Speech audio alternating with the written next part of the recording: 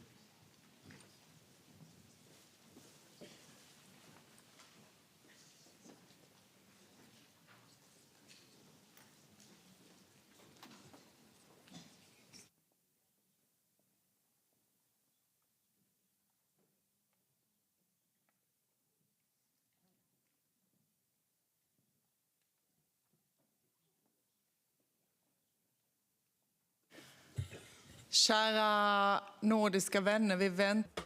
Dear Nordic friends, we're just going to wait another couple of minutes so that we have everyone here. We have a few guests that are still on their way from buses.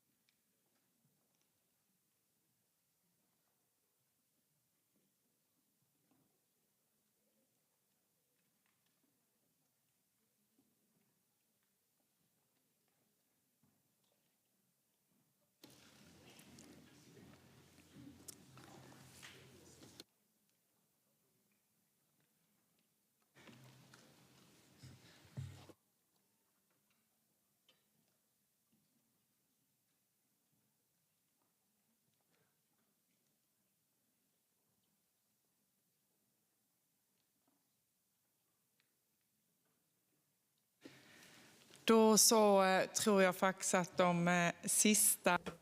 Then I do believe that we have all guests and all parliamentarians here. Yet again, welcome.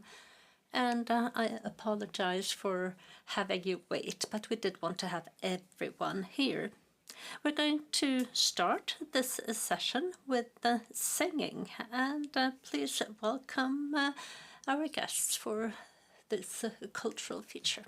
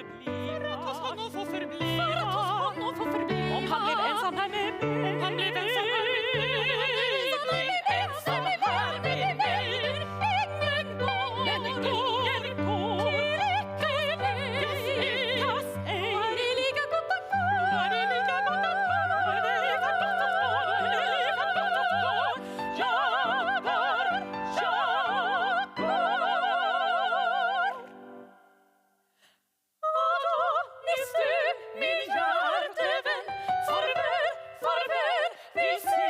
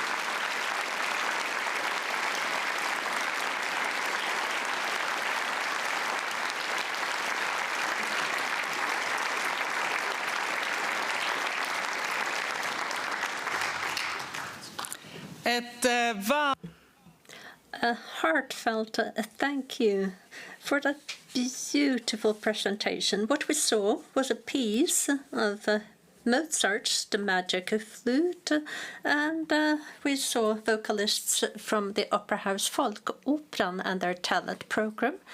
The Swedish translation was made of Alf Henriksson for the Ingmar Bergman screen adaptation. And that's the three ladies. We had Karin Mobacke, Lovisa Hulledal and Kari Koskinen. And these ladies are some of the young singers, instrumentalists and conductors that participate in the Opera House Folkoperan and their talent program each year. And this is a collaboration with Voksen Åsen Music Academies in Oslo, and that gives access to a large network within the Nordics.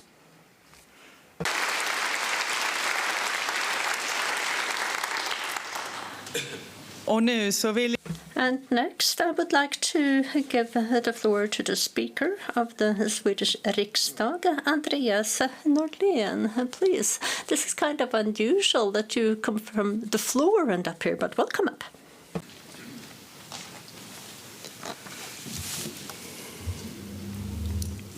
Tack, fru. Thank you, Madam President of the Nordic Council, President of the European Commission, von der Leyen, Nordic speakers, prime ministers, ministers and parliamentarians, ladies and gentlemen. It is a great pleasure for me as the Speaker of the Riksdag to extend to you all a warm welcome to Stockholm and to this, the 77th session of the Nordic Council. Almost to the day 6 years ago, I stood precisely here and greeted you all welcome to the 71st session of the Nordic Council. In several ways, it feels as if that session in 2019 happened in a completely different era, before the pandemic, before the full-scale invasion by Russia of Ukraine, and before the tectonic plates of geopolitics started to move. A time which wasn't free of problems, but still, however, possibly a little bit more innocent and full of hope. The dramatic shifts over the past few years have meant that our Nordic cooperation is closer, broader, and more important than perhaps ever before. We can, of course, now discuss matters of defense policy in a different way than we used to, now that Finland and Sweden have subsequently joined NATO. But in particular, we all realize the importance of sticking together when the world around us has become ever more threatening and unpredictable. Dear friends of the Nordics, the Nordic cooperation is one of the oldest and most extensive regional cooperations in the world, based on us sharing history, culture, and values. One component in this shared culture of ours is the ability to challenge old truths.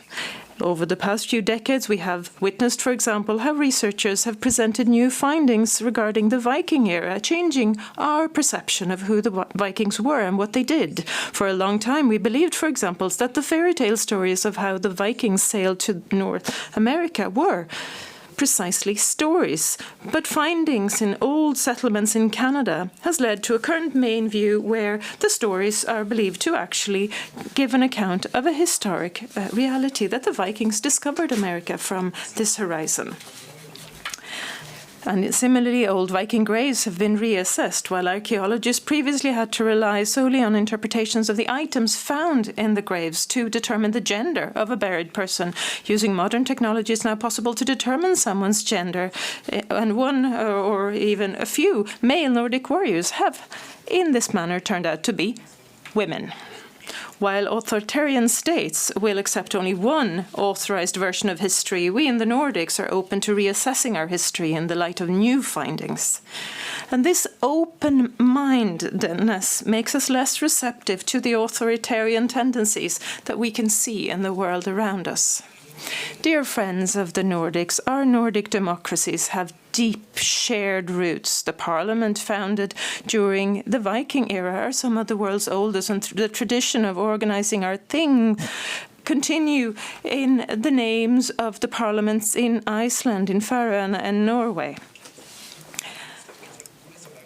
it is not surprising that the democracy has had deep roots in this part of the world, and our history of self-determination is expressed today, amongst other things, in the deeply seated realization that it is important to safeguard democracy and freedom. This realization explains our unshakable support for Ukraine and its people, and we're prepared to contribute for as long as it takes and to the extent necessary. I'm proud that the support for Ukraine in the Riksdag, the Swedish Parliament, is as strong now as it ever has been before, and I know that the same is true for the other Nordic parliaments.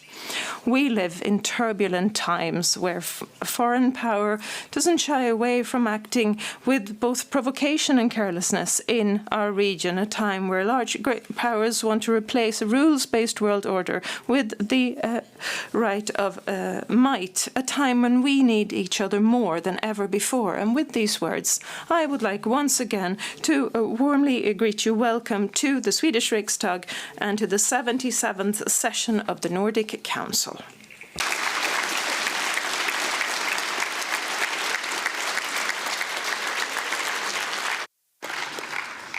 Stort tack för det.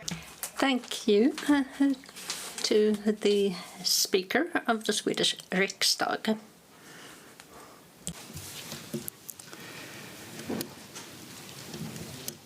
Kära vänner av det nordiska samarbetet. Dear friends of the Nordic collaboration, now finally it's time for our Nordic summit, and it's gratifying to see that so many have come together here in Stockholm to focus on the Nordics for a few days and work together for the Nordic good.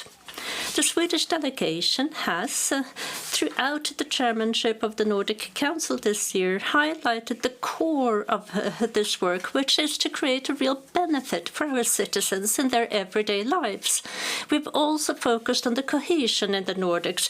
It has to stand strong for safe Nordics so that we can manage crises and challenges together. We do need each other in the Nordic family. The world right now is undergoing significant change, and we live in a time when international relationships have become unpredictable and unstable. The old world order has changed rapidly, and Europe, with all its potential, has reacted and taken on a new leadership in close collaboration with like-minded allies. And it's very gratifying to see the European Commission, the chair of the European Commission, here at this session as our guest of honor, and we look forward to very soon welcoming you up here to the rostrum and speak in front of the Northern European family. The Nordics is an important area from a strategic geopolitical perspective. The developments that we have seen in the Baltics, the Arctic, the North Atlantic, they're closely linked together and linked to the Nordics. And the Nordic countries have worked for a long time to strengthen that rules-based order, and international organizations promote democracy and humans' right of self-determination. And we've also fought for human rights. Considering the security policy situation and the way it has changed so dramatically, we find that safety and security is something that is at the top of our Nordic agenda. Democracy in our Nordic countries, it's strong, and we see that, for example, in the high level of participation in general elections, that people participate in democratic processes between elections and that they're interested in societal questions. And at the same time, we see big changes in our countries and the world around us, close to us, and that has an impact on the preconditions we have for our democratic rule. This is a type of rule and freedoms that we in the Nordic perhaps take for granted sometimes, and this is the cornerstone of our democratic societies, that you can freely express your opinion. But today we're facing a number of challenges, and we have won victories in the past that are now being questioned, and we see more of polarization in political discourse. And if we care about the future of democracy, we have to show solidarity. We have to, with all our unique good preconditions, lead the way. And why do we have these preconditions? Our democracy, that it's strong in comparison, well, that could be explained with, for example, that the Nordics as a region is a world leader when it comes to public support, social trust among citizens. And this might be the most important resource in a society. And this is something we have to cherish and safeguard. And this is a trust, a belief that we have to manage. That is the mandate that has been given us by our citizens. That is our task and our justification. Nordic friends, we also have to continue to work to remove border obstacles and counteract new ones. The list we have of remaining border obstacles show that we have a lot that remains to be done for our Vision 2030, and it is the Nordic Council that is to lead the way. But the individual countries, decision makers and government agencies are also decisive to carry out those practical measures that are necessary to do away with these obstacles and to create results. The countries need to prioritize Nordic issues also at a national level. As one example, let me mention the stronger cross-border collaboration that we have on Nordic infrastructure and transport, which is important for climate and for our security, and it also increases mobility in the region and creates the preconditions for a real Nordic benefit. This Nordic Week, we also want to highlight the importance of culture and its importance for our cohesion and for our well-being. Yesterday, we had a conversation here in the Riksdag about the Nordic culture and its importance in a world in turmoil.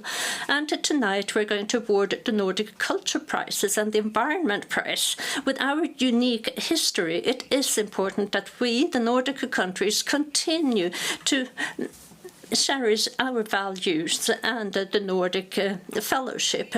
And culture has an important role. It contributes to equality and democracy. The cornerstone of our open Nordic societies is that everyone can freely express their opinions. We have pluralism and diversity in our societies, and this is something that leads to inclusion, that people can participate and also participate in decision-making at different levels. Quite simply, democracy. And with that being said, let me say that I'm looking forward to this 77th session, and I wish all of us the best of luck, and I hope that we're going to have lively debates and also a very lively, intense Nordic networking. Thank you.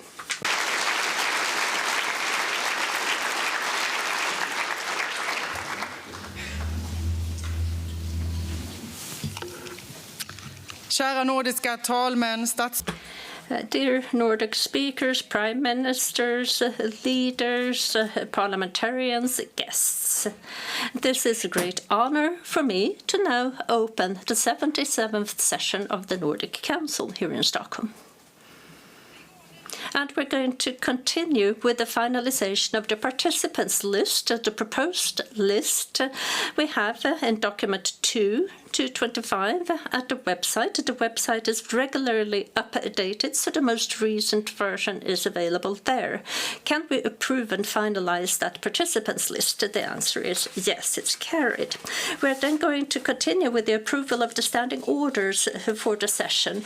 And before I continue with those standing orders, let me remind you of what rules apply in plenary. You have the buttons for voting and for asking for rejoinders where you're sitting. And on your tables, you also have a blue card. And that is to be used if you wish to speak, if you haven't said so already. I think you have them. Yes, exactly what Maria is showing you. Speeches, addresses are done from the rostrum up here and rejoinders from the two tables down there. And the speaker also replies from one of those rostrums. I'm not now quickly going to go through what we have in document 4, 2025, the rules that we have, the standing orders. And if necessary, we'll get back to these when reaching specific agenda items. The members of the Nordic Councils, the Parliamentarian Council, Youth Council get 2 minutes to introduce proposals, considerations and other speeches. Government representatives are allotted 5 minutes if there are no written documentation and 3 minutes if there is such written documentation available. And when it comes to the debate today under the summit, we have specific rules that we'll get back to later. Then international guests are awarded 3 minutes when we have the speeches from international guests. Rejoinders, the proposal is that all members, government representatives and representatives from the Youth Nordic Council and the Sami Parliamentarian Council are giving that opportunity for a rejoinder, and you ask for a rejoinder by pressing that specific button, and after each speech. Rejoinders have a time limit of 1 minute, and the meeting chair determines the number of rejoinders and the order of those rejoinders, and we can have 2 such rounds of rejoinders per person, but we'll also keep an eye on the time. And you can read about the standing orders in document 4 2025 on the website, and you have been given copies as well. Can we then adopt those standing orders? Thank you. Then we proceed with the approval of the agenda. The proposed agenda you have in document 6 2025. It's also available on the website. Can we approve that agenda? It is carried. It has been approved. Then 1.7. Resolved and carried recommendations and adaptation of those. You find them in document 8 2025 on the website. Can we approve that document? That is carried. And that means that we have dealt with agenda item 1.7. And that means that we have dealt with agenda item 1. We will now proceed to the second point on our agenda, which is the speech by our main guest speaker, the President of the European Commission, Ursula von der Leyen. During this agenda item, there will be no opportunity to take the floor to request a response. Following the speech, we will move directly to the next point on our agenda, the Nordic Council Summit with the Nordic government leaders. In the Nordic Council, we are all Europeans. The world is undergoing a shift, and we live in a time when international relationships have become unpredictable and unstable. The old order has changed, and Europe, with all its potential, has responded and shouldered a new leadership in close cooperation with like-minded alliance. The Nordic region is a strategically important area in geopolitical terms. Developments in the Baltic Sea area, the Arctic and the North Atlantic are closely linked to one another and to the Nordic region, the north part of Europe. It is now my great honor to welcome you, Madam President, the leader of the European family, to Stockholm, to the Riksdag and the Nordic Council. Madam President, I invite you to the roast room and give you the floor.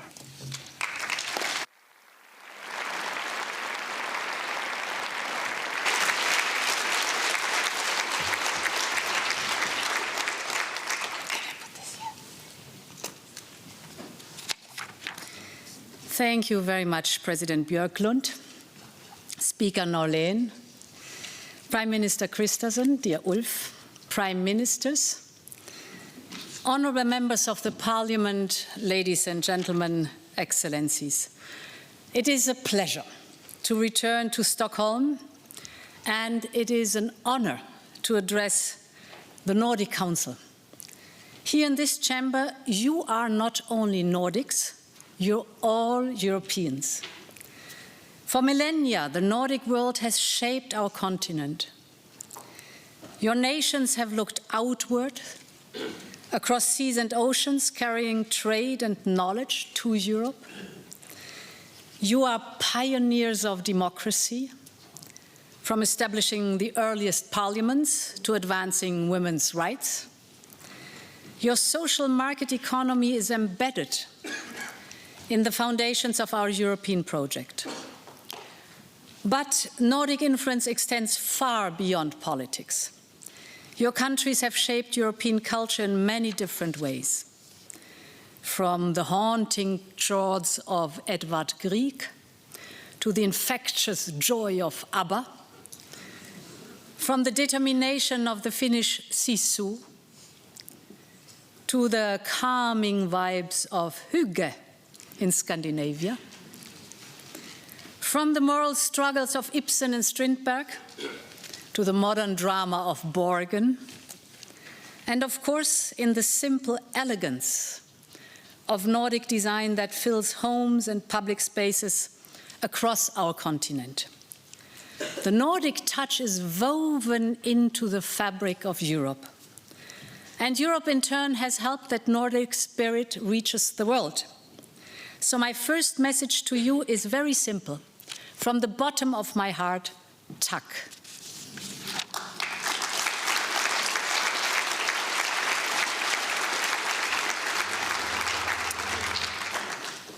Yet what brings us together today is not only culture and values, but our common challenges linked to the security and prosperity of our continent.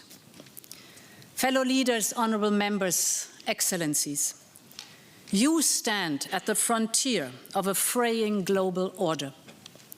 Not far from here, Russian fighter jets have violated European airspace.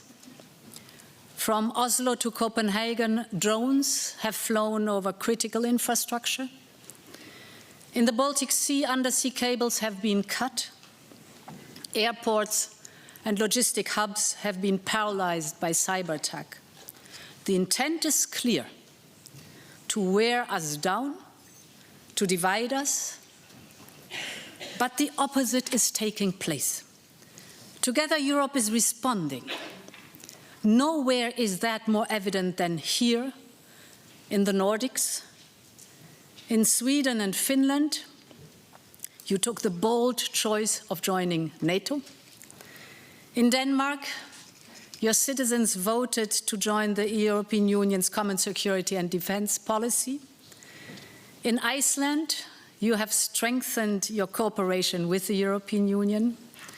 Norway has signed a new security and defense partnership with us. I know that in Sweden you have a phrase, många bäckar små. For all those who don't understand it, like me, many small streams make a mighty river. And confronted with a more dangerous world, we are learning from that wisdom. Today, Europe is stronger together. Nowhere is this clearer than in Ukraine.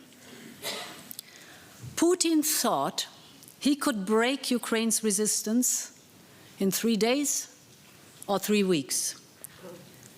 Instead, after 1,300 days, Ukraine's spirit is unbroken.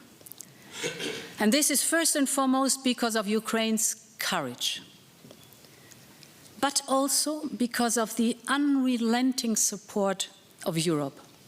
Your countries have shown the way. Brave Ukrainian forces fly fighter jets from Denmark, sail Swedish boats, fire Finnish artillery, use Norwegian drones, receive care in Icelandic hospitals, found refuge in the Faroe Islands. This region is famed for its solidarity.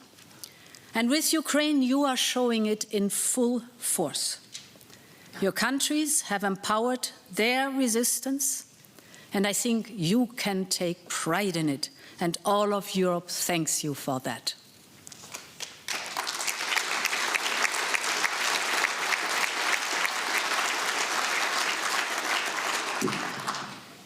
We all want this war to end. But a lasting peace relies on a strong and independent Ukraine. That matters for the security of our entire continent. Today, Putin still believes he can outlast us. He still thinks that, over time, Russia can achieve its aims on the battlefield. This is a clear miscalculation. A sustainable peace requires changing this miscalculation, and that is why securing long-term financial support for Ukraine is so essential. It is central to the security of all our countries, and we must also continue to raise the cost of war for Russia. Last week, we adopted the 19th package of sanctions, wide-ranging and extensive sanctions, which include measures to crack down on Russia's shadow fleet. We also welcome the announcement of the US sanctions on Russian oil companies. And we are working together towards a reparations loan based on immobilized Russian assets. This is the most effective way to sustain Ukraine's defense and its economy, and it is the clearest way to make Russia understand that time is not on their side.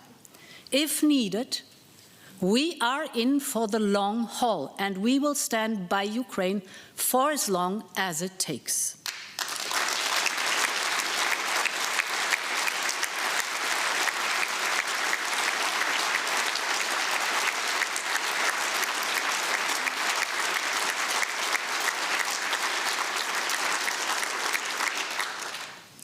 In this region, you have been warning us of the dangers for years. And you were right when you said that Russia is preparing for a long confrontation with Europe. They redeploy troops and build infrastructure near Finland's border. They step up their hybrid campaign across Europe.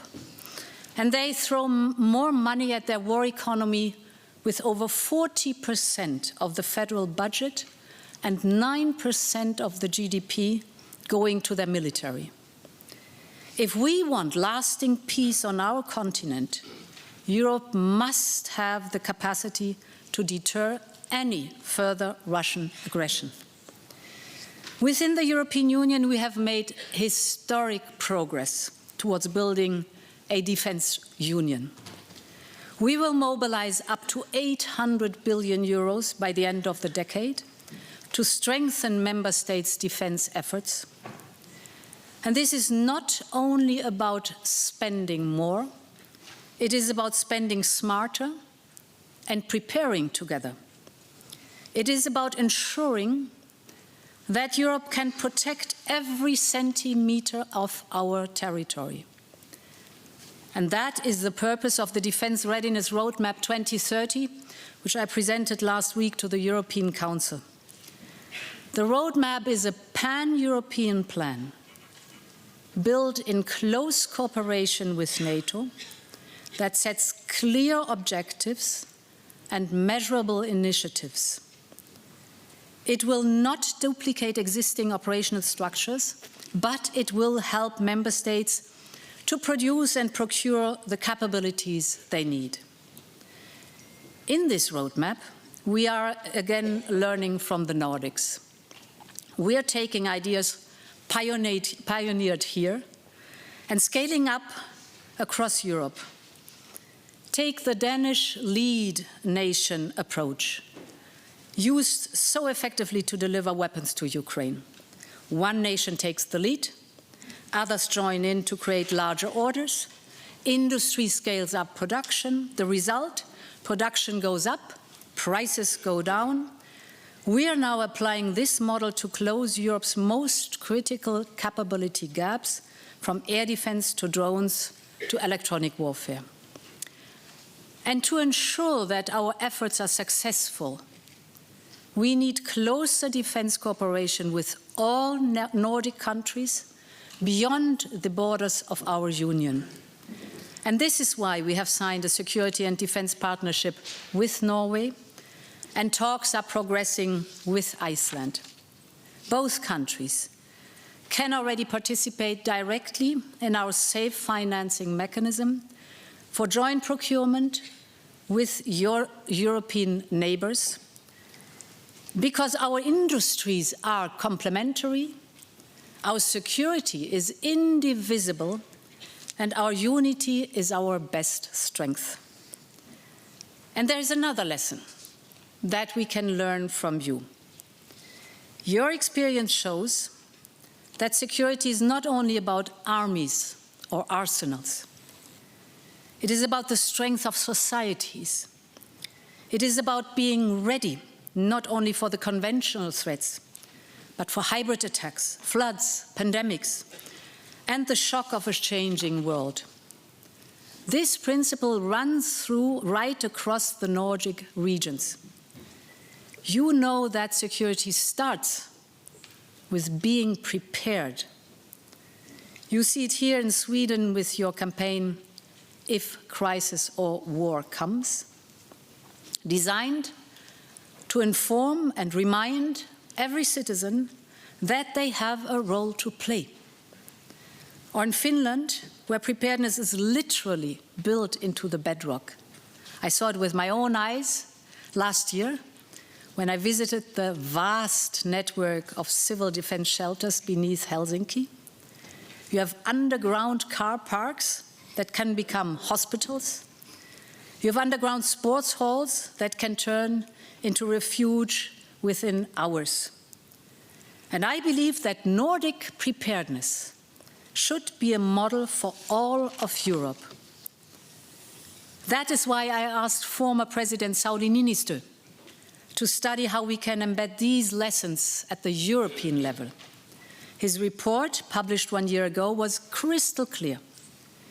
Europe must build a preparedness union. We must build resilience into everything we do, from stockpiling critical medicines to protecting critical infrastructure. And this is not a cost. It is an investment, because it saves lives. It minimizes cost when disaster does strike. In the Nordics, you have already known that resilience is not built in the moment of crisis, but in the calm before it. Our security depends heavily upon it.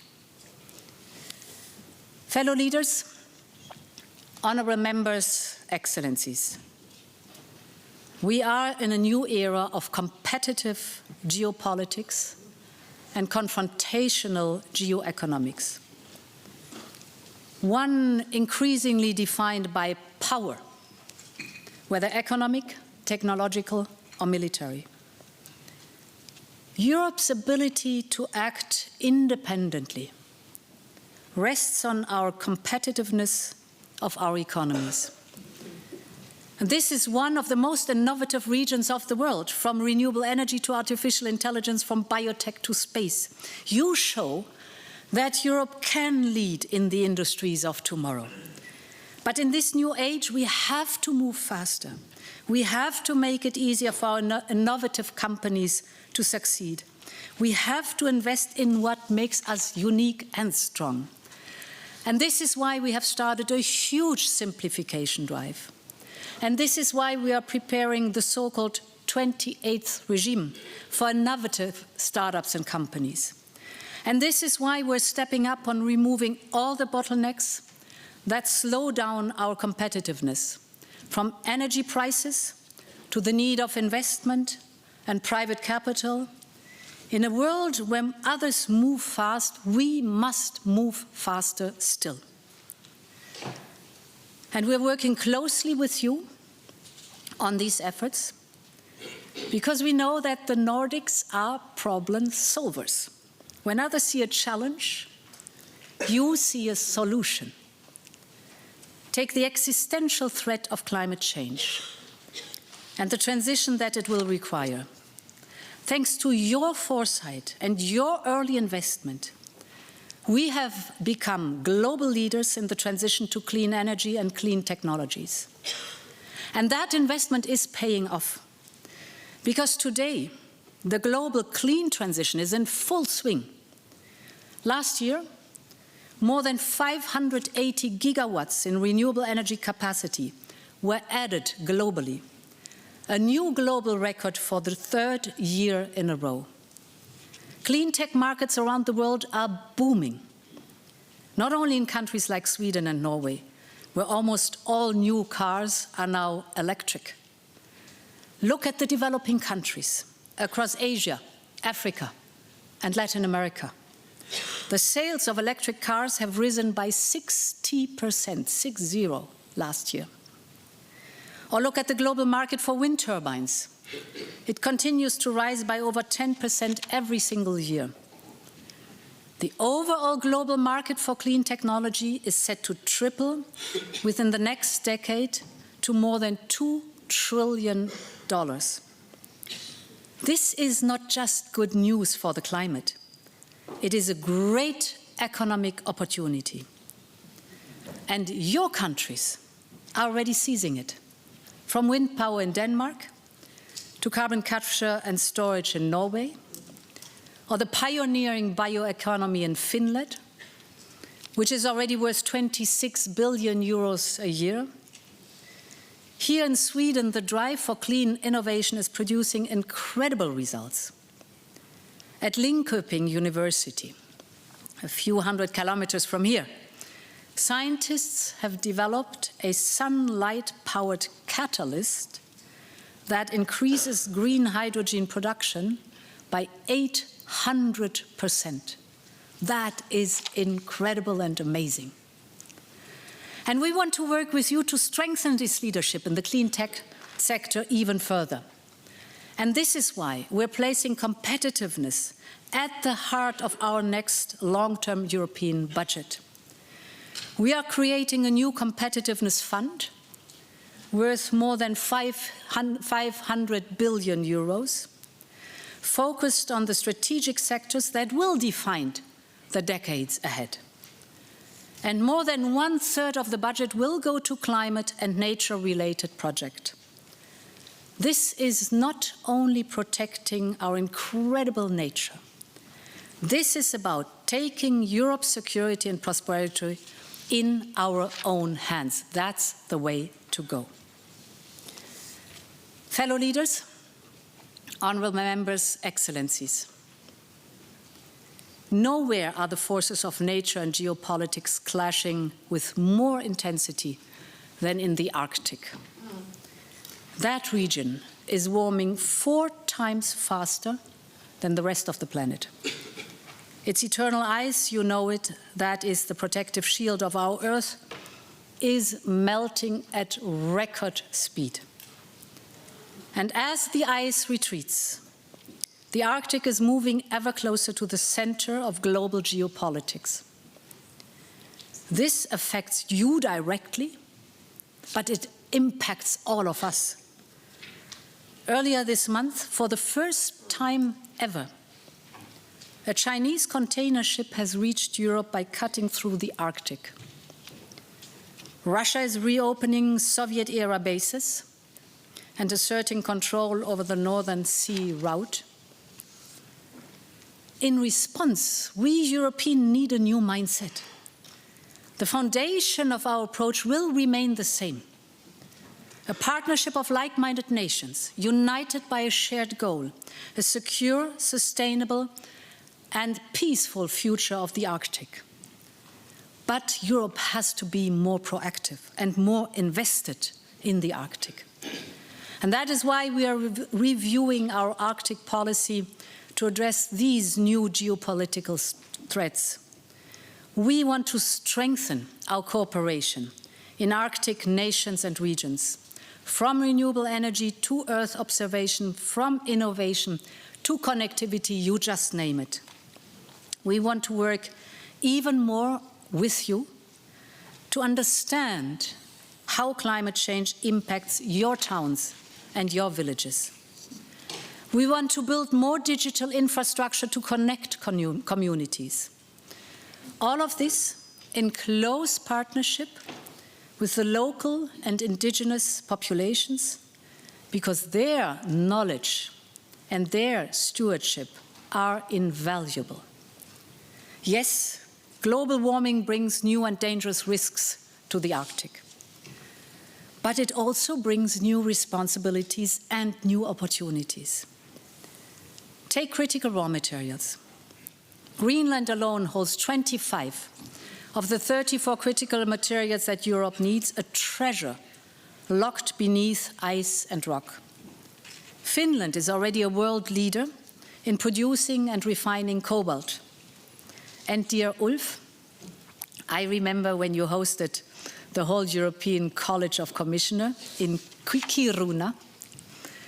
The Arctic city is not only a tourist attraction with its incredible nature and the amazing ice hotel, it is also a rising economic hub, home to a space center and to vast quantities of rare earth, vital for powering electric vehicles.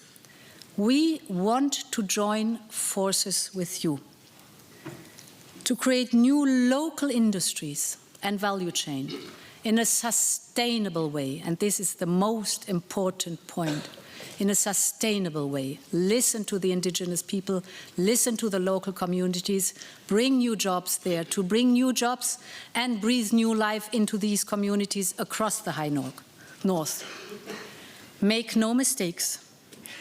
The Arctic's economic strength is key to Europe's strategic independence. So, fellow leaders, honorable members, excellencies, for thousands of years, the people of the Arctic have lived and thrived in the world's harshest conditions. They have survived change through respect for their landscapes and nature, but also from a recognition that we need to rely on each other. And faced with a more dangerous world, we need to strengthen the bonds with those who share our values. Dear Prime Minister Axel Johansen, that was your message when I visited you in the Faroe Islands last year. And it is a message that is true for our relations with the entire Nordic world. Throughout our shared history, you have enriched our culture and made us stronger. Like the value of knowledge and wisdom stemming from Åland's strategic location.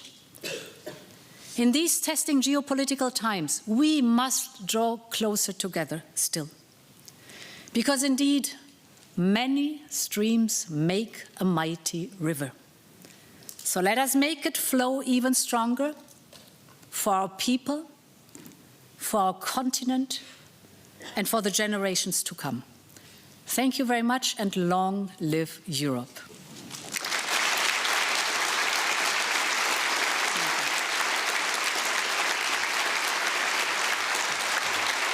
Thank you very much.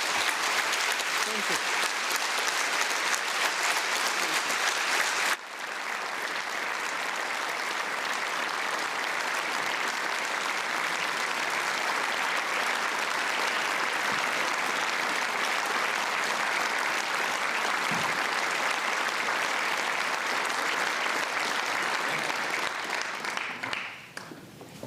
Thank you very much, Madam President, for sharing this with us today and for your important contribution to the topical discussions we will have in the Nordic Council in the coming days. We thank you for being here with us today in Stockholm. And with those words, I hereby close agenda item number 2.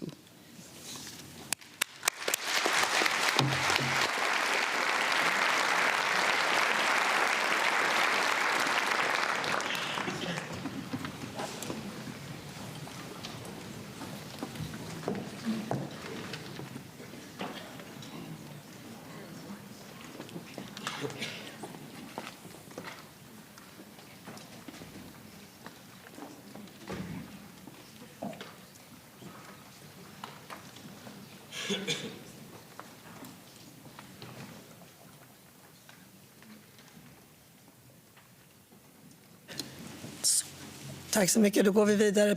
Thank you very much. Let's proceed with item number 3, which is the Nordic Summit, with the Nordic Prime Ministers and heads of government. Thank you. So this summit this year is about cohesion and everyday usefulness, i.e. the core of our Nordic cooperation.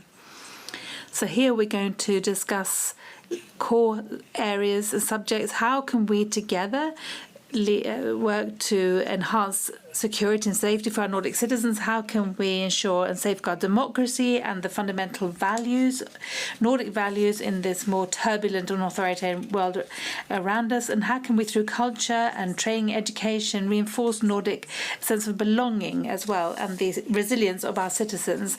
Let me begin by quickly just summarizing the speaking rules that apply for the debate. The Finnish Prime Minister is given 5 minutes for his first speech to open the summit, and the other prime ministers and heads of governments will have 3 minutes at their disposal. Members in the Sami Parliament Council and the Youth Council will be given 1 minute for questions and comments after each speech by a prime minister, and the prime minister and the heads of government will be given 1 minute to respond. As regards the order of speeches, first it's the president, that's Finland and Åland, thereafter in alphabetical order, and we're going to end with the host nation for this session, i.e. Sweden. Firstly, I'd like to give the floor to the Prime Minister from Finland, Petteri Orpo. I'd like to welcome you up to the rostrum, up here to the right, and you have 5 minutes at your disposal. Thank you. Ärade president, arvoisa presidentti. I'm very pleased with regard to the latest positive trend in Nordic cooperation. This value of cooperating within the Nordic Council and Council of Ministers is something that we now see much clearer in many different areas.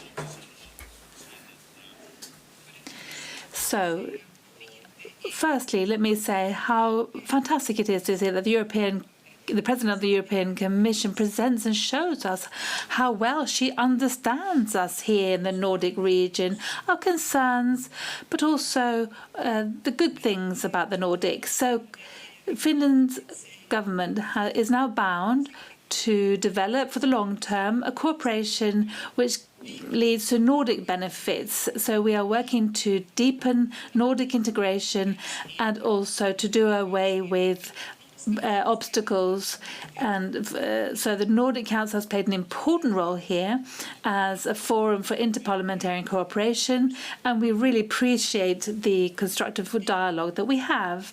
The main theme for this year's session of the Nordic Councils and the questions which are going to be the basis for the debate really well in line with the priorities that we have promoted in the Council of Ministers in the latest year during the presidency of Finland and Åland. And this is something that is governed by the goal, or the common goal, that the Nordic region is going to become the most sustainable and integrated region in the world by the year 2030. With the changes that have taken place in our environment, the world around, it's become increasingly important to reinforce security as well as resilience in our societies, for our societies and our citizens, so that we can together ensure that we stand prepared for different crises.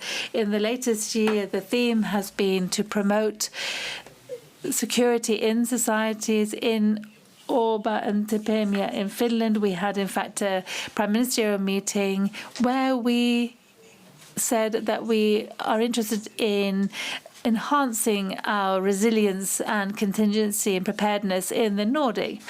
These are in line with the goals in the declaration, and I am pleased that the Finnish initiative for a Nordic network for contingency planning has been received positively in the last year.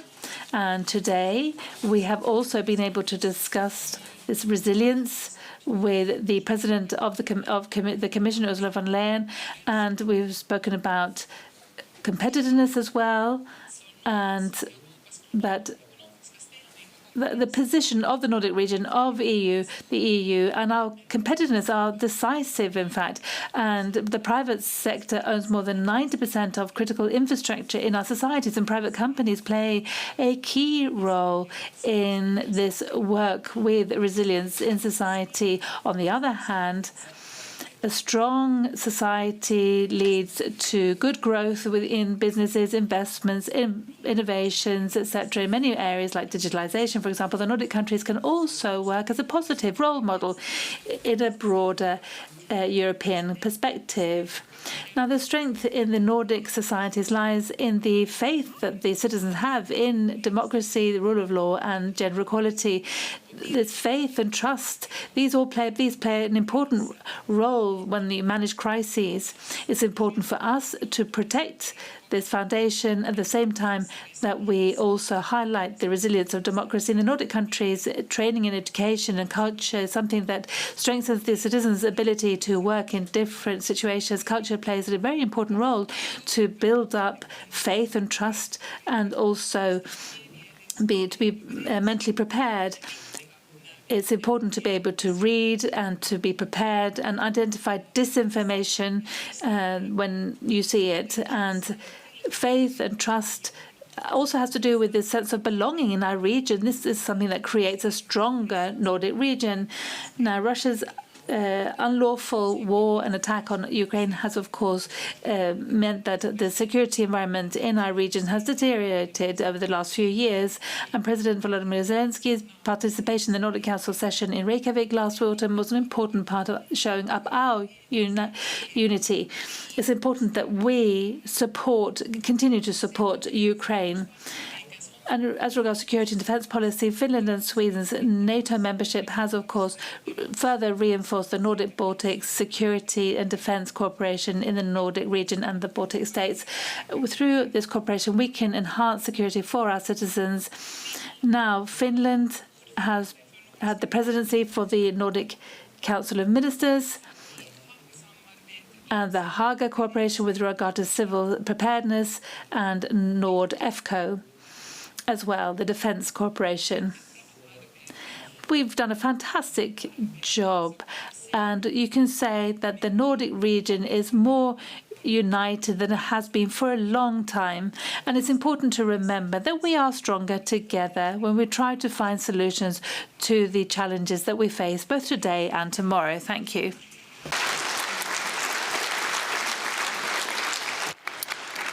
Stort tack till Finlands statsminister. Thank you to the Finnish Prime Minister. He found his way to where he's supposed to be, so I don't have to tell him. We continue with the first rejoinder, and that is Eva Lind from the Social Democrat Group, and then Johan Dahl from the Central Group. It can be prepared.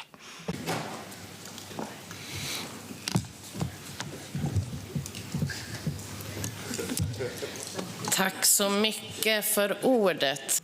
Thank you. Thank you for allowing me to speak. Mr. Prime Minister, we need to strengthen cohesion in the Nordics, our civilian preparedness.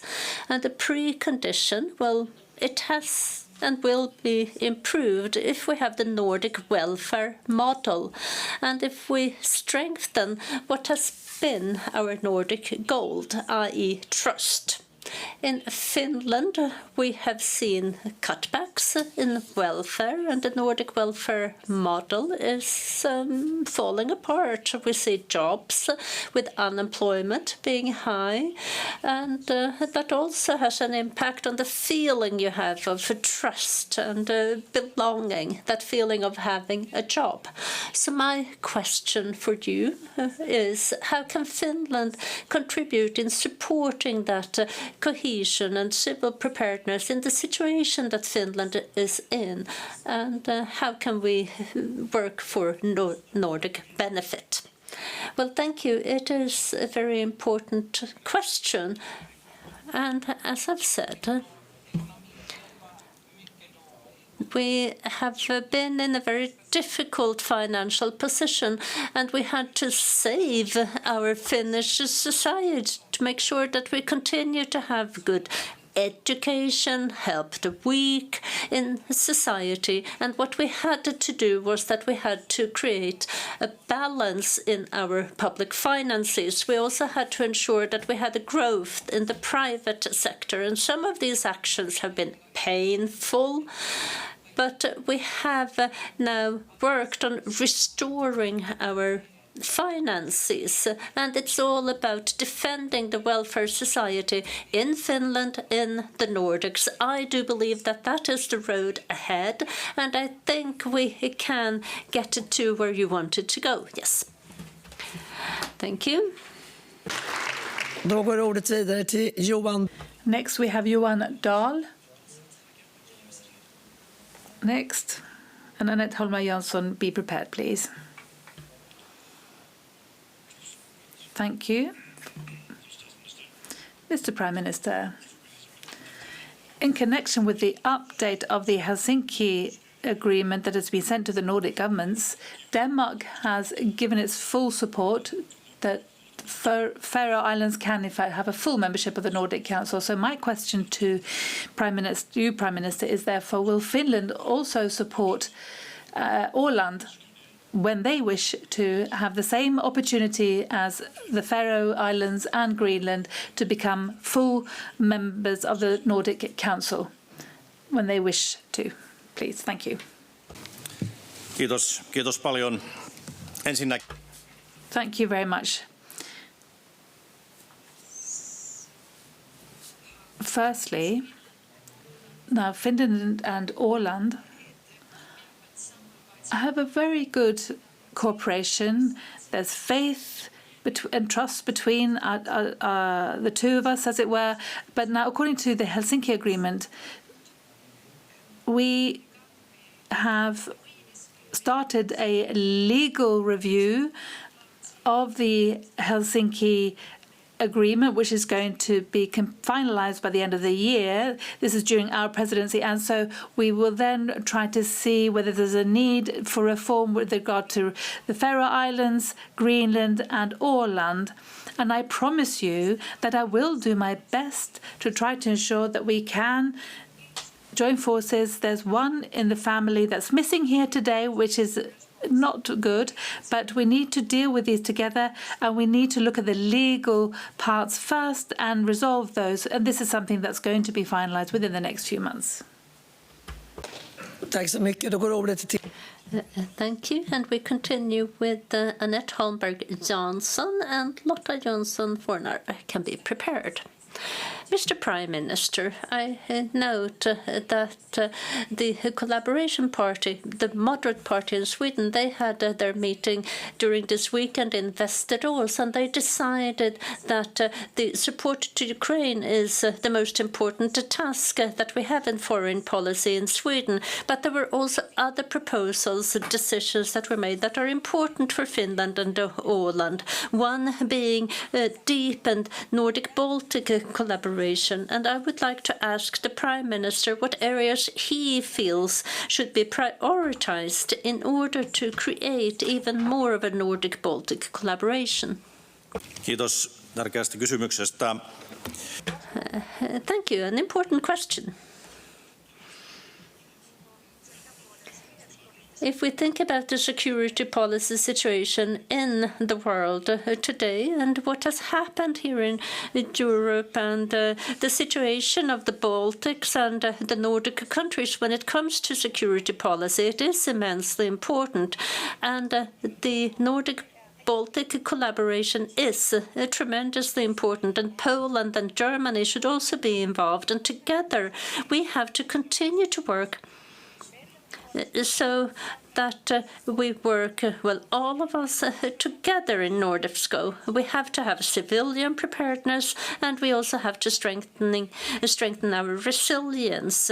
And it's not just one silver bullet that will create this. We have to work at several different levels, and we have to do this quickly. There's nothing that should make us believe that Putin will stop when it comes to his and the Russian border. We have to be prepared, and we have to work together with the Baltics. It's very important.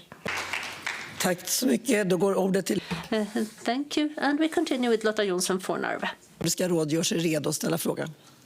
Tack för ordet, herr statsminister. Thank you very much. Prime Minister, having a job to go to so you make a living, this is of course fundamental for every person. Unfortunately today we see many people unemployed in Finland just as they are here in Sweden. Level of employment is second highest in Europe in Finland, and we see that the Finnish government has made historically large cutbacks when it comes to social security and so on. And due to this we see that poverty in children is growing to 31,000 by 31,000 children. And giving also tax cuts for those who are the wealthiest, and we see therefore that society is going to be affected by this and torn apart. And how are you going to increase the sense of security in your citizens with this policy that you're pursuing? Puheenjohtaja, kiitos edelleen kysymyksistä. Madam Chairman, thank you very much for the question. Now, as I said earlier, I do believe quite strongly that the welfare system of Finland is based on the fact that as many people as possible have a job to go to, that everybody that of the right age, that they have a job to go to, and that the businesses are doing well. It's only in that way that we can ensure that the welfare state and its services can function as they should. And we have taken certain measures. We have introduced certain reforms when it comes to social security, etc. And in Finland, we have improved social security for year on, year out. And in fact, in the end, there was no point going to work because you got higher benefits than pay. Now I think that our economy has suffered due to Russia's war of aggression in Ukraine, and we haven't seen new workplaces as we had hoped. But we do see signals and signs that things are improving. And I think that the reforms that we've introduced, and thanks to them, we will ensure that the level of employment will increase and families will be better off, and that these poor children in families, that they also have better conditions. Thank you. Tack så mycket. Thank you very much. Next, we have from the Youth Council, please, representative. Kiitos, puheenjohtaja. Thank you. Prime Minister Orpo. Now, we've heard here several times that we are living in exceptional times in the Nordic region currently. The sense of belonging and our resilience in these exceptional times, very important. So it's important for us young people, those of us who are students, who we see how culture and education are so important to be able to find solace in these turbulent times. So your government, when it comes to education policy, cultural policy, how can you, with these policies, ensure that the young people in Finland are better off? Let me start with education policies, as the Prime Minister. Now, to adapt our economy to the situation at hand and to make improvements with regard to our indebtedness, we have made changes to the budget. One thing has been central to this, and that is education. The Minister of Education and Culture and its budget has increased by 1 million euros, and we have allocated 1 billion more to research so that young people have work going forward, that we have successful companies in Finland. At the same time, we have 200 million are going to be used for compulsory school so that children can take their leaving certificate and that they are able to read and write and they know their arithmetic. And I think that this is important, and we've had to do this. Now, naturally, culture, yes, it is a central issue, and unfortunately we have had to make certain cutbacks as regards culture. But if we look at the public sector in Finland and the municipal sector and the support that we do allocate to culture, well, we can say that Finland is still at a good level. Thank you.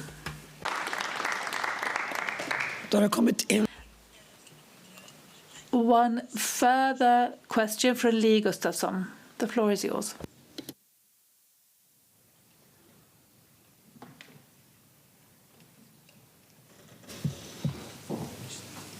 Ordförande, President.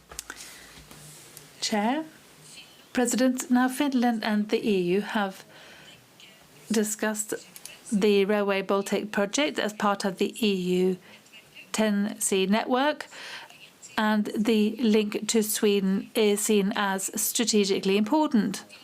Finland has historically had a railway system which has been adapted to the Russian tracks, where Sweden and the rest of Europe have standard European tracks. This has created practical challenges for goods cargo traffic between Finland and Norway, Finland and Sweden. Is Finland preparing to modernize its tracks vis-à-vis Sweden, and especially bearing in mind the changes in security policy? Thank you. Thank you very much for that question. It is true that in Finland we do have, bearing in mind that we were an autonomous part of Russia, we do have different tracks. Our tracks are not the same breadth as in the rest of Europe, and this is a challenge, and this is something that we are trying to change. Bearing in mind the EU funding period for railways, we are trying to get funding in order to be able to resolve this problem with the breadth of the tracks.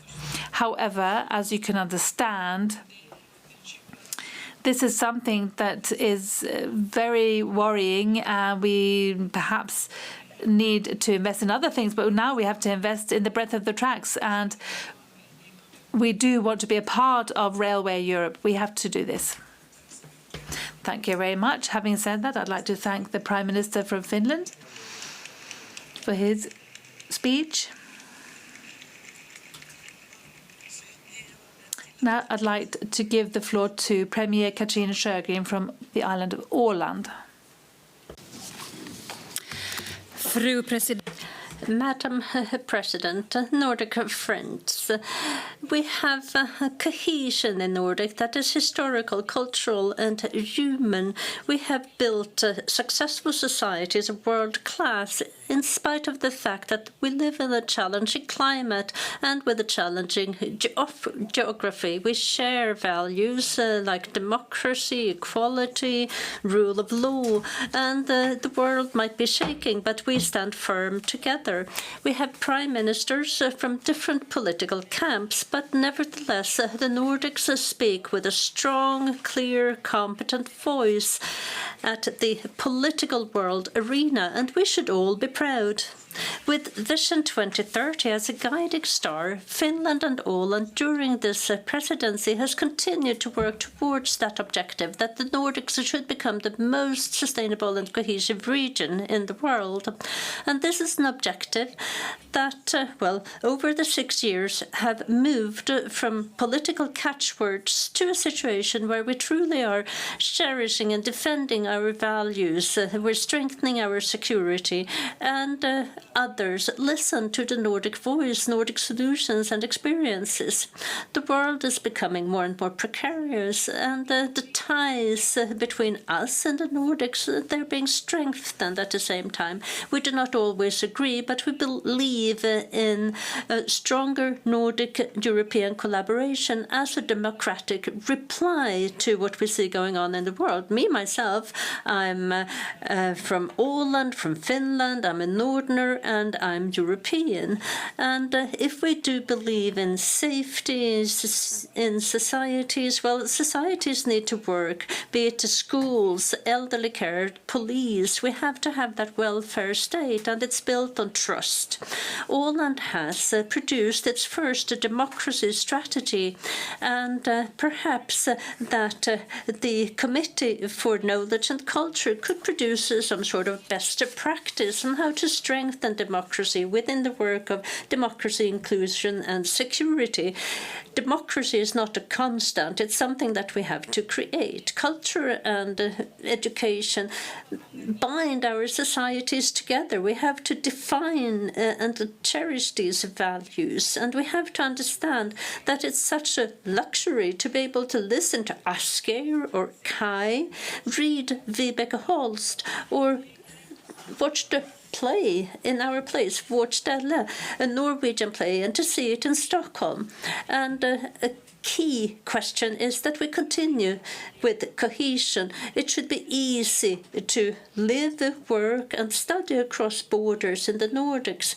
And Åland is more or less dependent on people moving to the island, and it's important for us. And that is why we need to have a Nordics where people and companies can move freely across borders. We want to see more of this collaboration in the future when we do away with the border obstacles, that we work with the Helsinki Agreement and also the democracy strategy.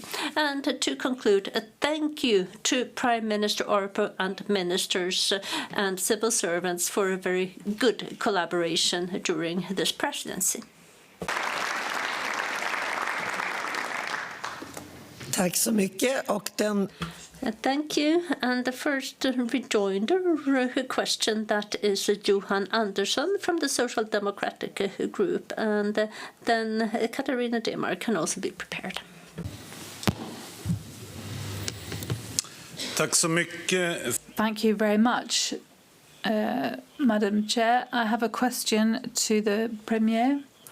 Now, Åland has major plans of establishing sea-based wind power north of Åland, between Åland and Sweden. This is a rather extensive project, and when it has been constructed, it will produce lots of green electricity, something that both the Stockholm region and southwestern Finland will need. Now, in the light of the fact that many Swedish wind power projects have not been able to proceed due to the defence having the final word, the question is, will anything come of your plans, and when? Now, Åland has had a good dialogue with our armed forces. We've got also lots of wind in both north and south of Åland, and together with the armed forces we have been able to see that it is in fact possible to build this project north of Åland. And Åland is strategically placed between Finland and Sweden, and we seriously believe that our wind power park, if it's built, it will contribute and help the green transition. And we do hope that we'll be able to auction out the area of the sea and the beginning of next year. And we do hope that the market responds and that we find investors, because then we can, in fact, complete this within 7 to 10 years. Thank you very much. Next we have Katarina Demar. Förlåt, jag ska säga det också. Mirel Höjer-Berntsen ska göra sig redo för nästa tal. And Mirel Höjer-Berntsen can be prepared. Well, thank you, President.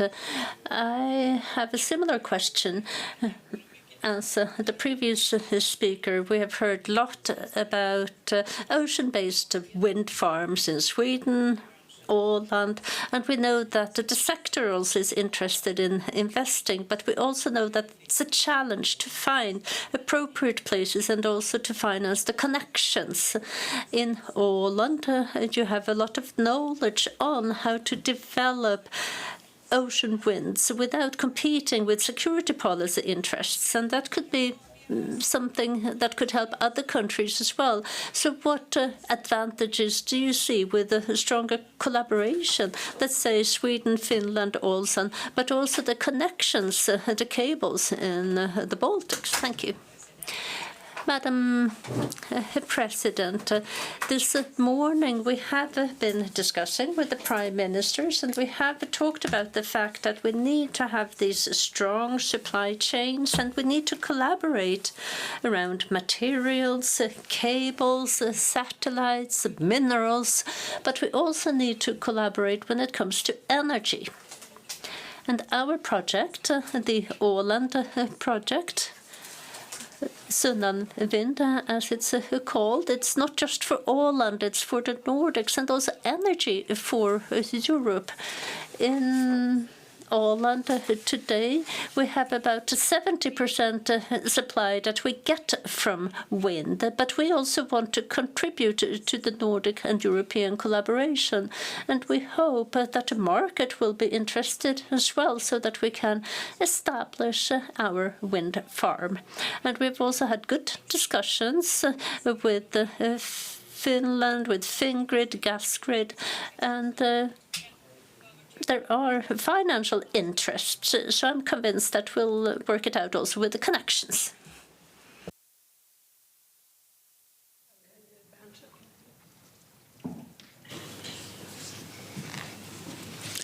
Thank you very much. Thank you. In a time when the Nordic region is investing in defence and the military, Åland is standing there as a forceful, different area. For 170 years, Åland has chosen peace before weapons, and you have proven that you can build faith and trust without threats. And this is really a good role model for our welfare model. My question to the Åland Premier is, how can Åland, with its demilitarized and neutral status, contribute to reinforcing the security of our Nordic citizens, not through rearmament, but through leadership in peace? Can we make peace and make that an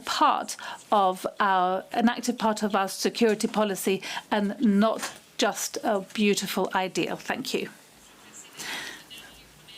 Thank you. Now, the debate has been very militarized in the Nordic region and in Europe. So I would like to just say that neutralization, this is an important part of security policy, that is living up to the agreements, working for diplomacy, but in that there's also civil preparedness. Åland, together with Finland, is working a great deal with civil preparedness, but also with defense. And despite the fact that I come from Åland, I do believe defence is important, and we do have good discussions with the Foreign Minister, with the Ministry for Defence. But, of course, the basis is that you can come to agreement that we have peace, and then it's diplomacy and agreements that have been concluded that are the important thing. Thank you. Thank you. I'd like to thank the Premier for the debate. Next speaker is Mette Frederiksen from Denmark.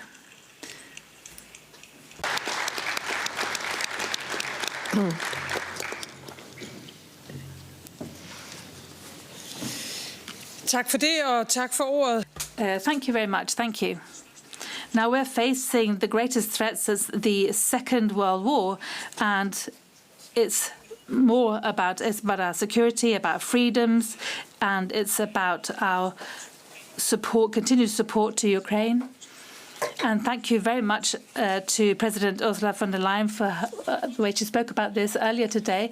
But it's also about defending our structures, our societies, and our strong Nordic societies. So it's very important for all of us sitting here in this room. We're spending so much money on defending our societies. I hope we're all willing and prepared to do that. And we need to cooperate across our countries, and not just do we need to rearm our nations properly. No, we also need more people alongside. We need more Tove Jansson, more Karl-Ove Knausgård, more Harald Koch. We need more critical journalists. We need more democracy that's alive. It's very important. This is the most important weapon against disinformation that we have. We need to know about our democratic values. We need to know about the roots of our societies in order to be able to defend them. Therefore, we also need to reinforce the Nordic understanding and have discussions across our borders and make use of our strong culture to create dialogue and trust. Trust is, in fact, what has made our societies what they are, our strength. This is the strength in the Nordic region, and I hope that we can all stand by this, that we have the strongest values, and we ensure that we stick together. This can reinforce our identity, our democratic values, but also the strong Nordic welfare societies that have given our citizens most possibilities and opportunities over the years. So we need to ensure that we are strong as a region. Russia continues their brutal war against Ukraine, and they will continue to try to divide us and to weaken us, our societies, but Russia will never, ever achieve that. And I'm pleased to see that we are reinforcing our cooperation with our preparedness in the Nordic region. We need to be more robust. We need to enhance our security, and we need to do this across national borders so that we're able to stop hybrid attacks as they come. But we have reinforced our cooperation and alliances in the Arctic, in the Baltic Sea region, and also our cooperation when it comes to the vessels coming from Russia. But we have to expect that we'll see more drone attacks, more sabotage, more disinformation, more balloons flying across borders to the Baltic states, and all this is a part of the hybrid war. So therefore, preparedness needs to be improved and reinforced. It's a decisive part of an important way of strengthening our foundations now that we're all members of NATO. And we also have our European cooperation as well that gives us greater strength. We all know, as coming from the North, we can't do this on our own. We know that, and our peace and our values, our everyday lives, this is something that we all can stand together in this very turbulent world. Thank you very much.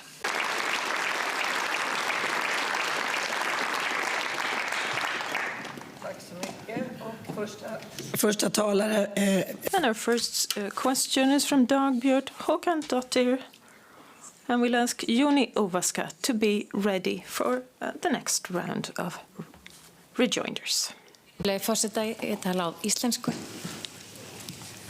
Thank you. I will be speaking Icelandic. Ministers, when we talk about safety and resilience in the Nordics, we mustn't forget about the Arctic or in any way underestimate the people who live there and their region. We know that there are many who want to make this area a region or a sphere of influence.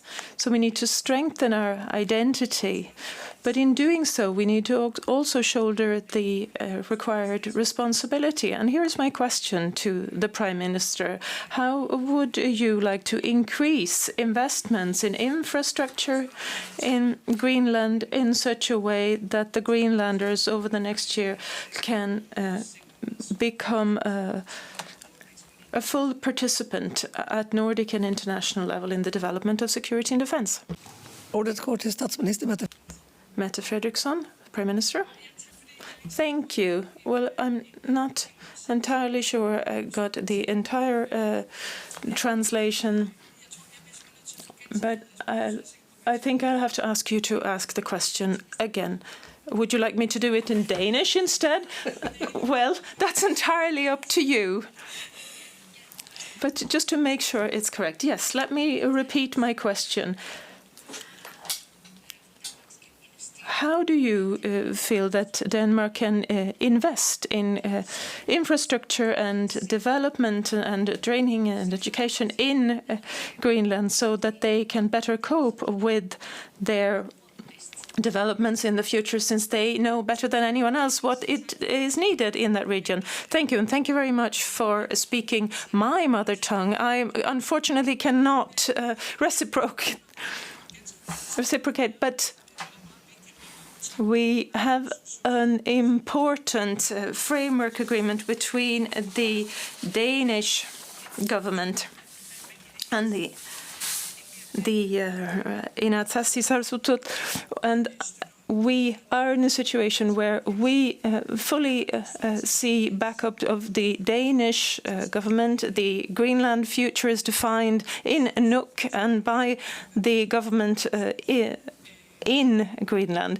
We need to make sure that we give the support necessary to further development of the Greenland society. And let me also warmly thank all the Nordic colleagues in all the countries, the Kingdom of Denmark and Greenland are in an unusual situation earlier this year where we received great assistance and we could tell that there was true Nordic support for Greenland. Thank you.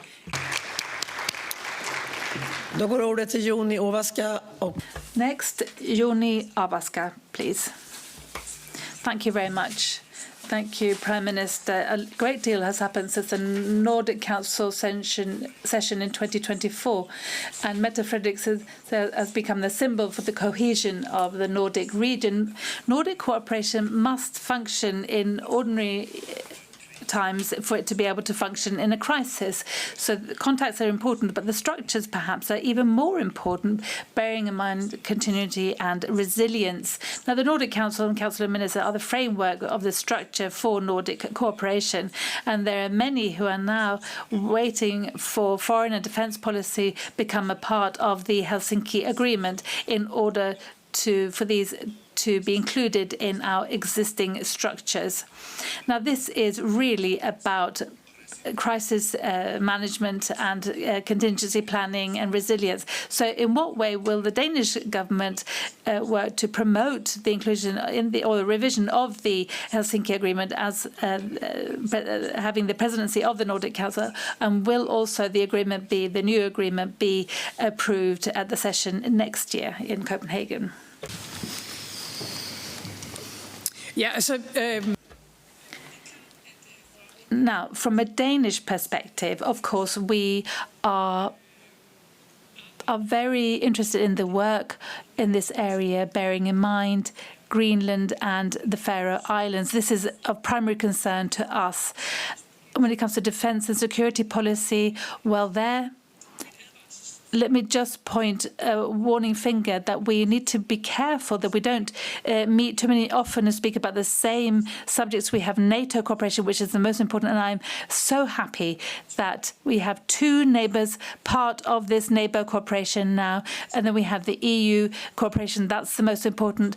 We have ensures that we can support and do what we can do as regards defence policy. Naturally, we can discuss defence and foreign policy also in the Nordic context. However, I think I think we can do more when it comes to preparedness and contingency plan, because our societies are pretty similar.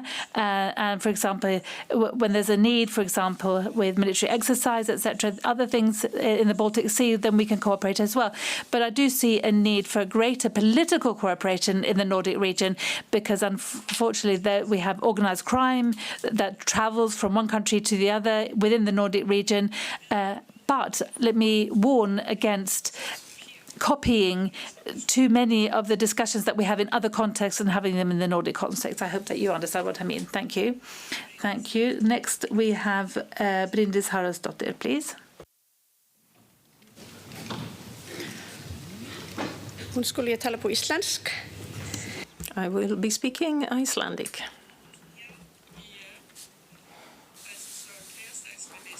Dear Prime Minister, right outside this building there are 8 Nordic flags flying.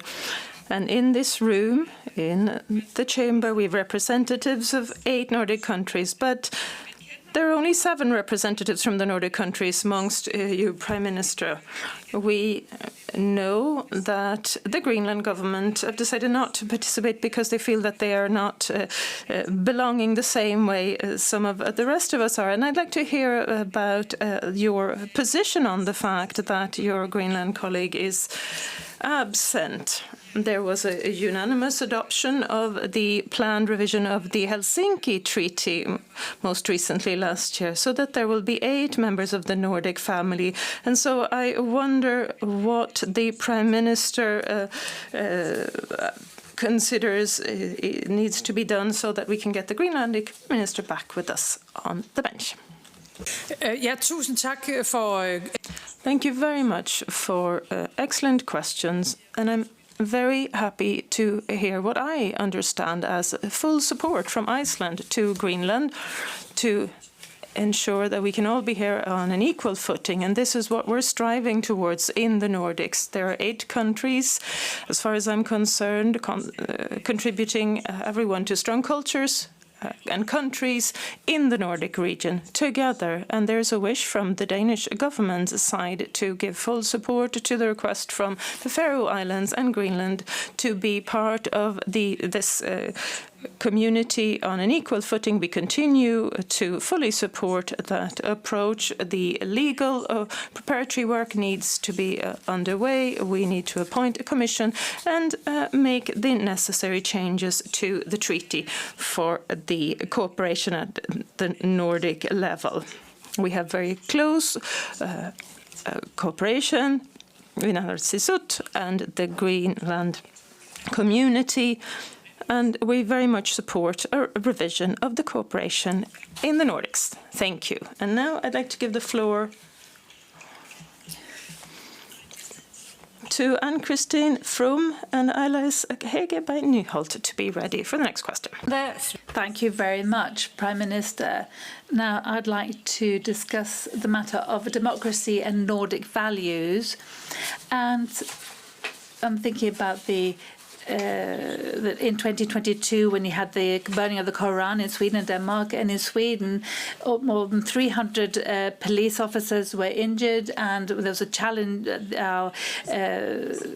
Freedom of expression was under challenge, and now we have problems with Palestine demonstrations, and one minister was, in fact, harassed on his way home from this building. Now, freedom of expression, how far can it be taken, as it were, and what can be regarded as a provocation, was immoral or illegal activity? I have a clear view on this. Now, Denmark has in many questions been a role model for large parts of Sweden, and therefore I am surprised with regard to your legislation when it comes to the Quran law that you have. And how do you see that today, Prime Minister? Was this law adopted hastily? Thank you. Well, as I support the Danish legislation, I'm a Democrat all the way through, as it were, but I have to admit that I am a Democrat, and I have democratic values, which, in fact, what happens in this room, that is democracy for me. I mean, you're a member of a political party and you vote, that we have representative democracy. This is what I firmly believe in. I believe less in the type of activities where you, in my eyes, that you on the outsides of the on the outer remits, as it were, of democracy. And I did hear about the Swedish politician who was harassed, this is something we see the same tendencies in Denmark. We see more harassment, more violence, more threats against politicians. And in my eyes, I mean, the social media are in fact ruining our democracies, I would say. So I will always support politicians and our political system, and the banning of Quran, etc. This is not something that I'll be fighting for. Thank you.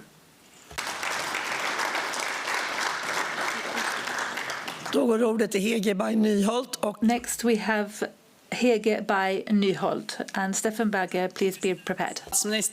Thank you, President. Prime Minister, for over 2 years, the world community has witnessed the ongoing genocide in Gaza. We've seen enormous suffering amongst civilians, people forced to flee. The civil community has been bombed to collapse. We've heard stories of children who are being exposed to surgery without anesthesia and lack of medical equipment, and over 1,000 healthcare professionals who've been killed. The WHO WHO has requested the countries of the world to receive those who are being evacuated for medical reasons from Gaza. And in spite of the fact that the Danish healthcare regions have been clear to say that they have the capacity to receive patients from Gaza, the Danish government has rejected the possibility of receiving people who are evacuated for medicinal reasons. Could the Prime Minister tell us why Denmark has chosen to do so in opposition to the request from the WHO? Ja, tak. Det vil jeg meget gerne. Thank you. I'm very happy to reply to that. The short answer is that we can help more people in the vicinity. This is the general approach of the Danish government, and I believe also with the support of and agreement of other governments. The humanitarian situation in Gaza is very, very serious indeed, and the ceasefire is a good step forward. We believe that is the way forward. We will do everything we can to ensure that more humanitarian aid can be received in Gaza. We will also try and put stop to Hamas, and I didn't hear any opposition to these terror actions, and I hope that we do share that opposition. However, that Jews cannot live in peace and prosperity in our own societies where anti-Semitism has exploded virtually, and that Israel cannot be permitted to operate as a state. We are supporters of a two-state solution, and we want to help where we can help the largest number of people, and believe that that is in the absolute vicinity of the events. Thank you. Tack så mycket. Då är det Helge Andrén Njåstad och sen... Next we have Helge, and then we have a representative of the Nordic Council of Youth. Thank you very much. So you spoke about preparedness and security, important themes, absolutely. And this is, in fact, a reason why my party is the second largest party in Norway, with 47 representatives, because we say on a daily basis more crime amongst young people, increase in violence. We see this on a daily basis in Norway, and we have challenges in the Nordic for these young people who are recruited at a very young age. In Denmark, you have a system where you can lock the door in a certain way. Can you say perhaps a little bit more about the way of attacking, how you've started to attack youth crime and different measures in place? Thank you very much for a question. First of all, we have criminal problems with crime in Denmark, and perhaps fewer, that's true, compared to other countries in the Nordic region. That's because we have a very tough policy when it comes to this, and a lot of the harsh criminality that we see in the Nordic region we've never seen before, and not to the extent that we do today.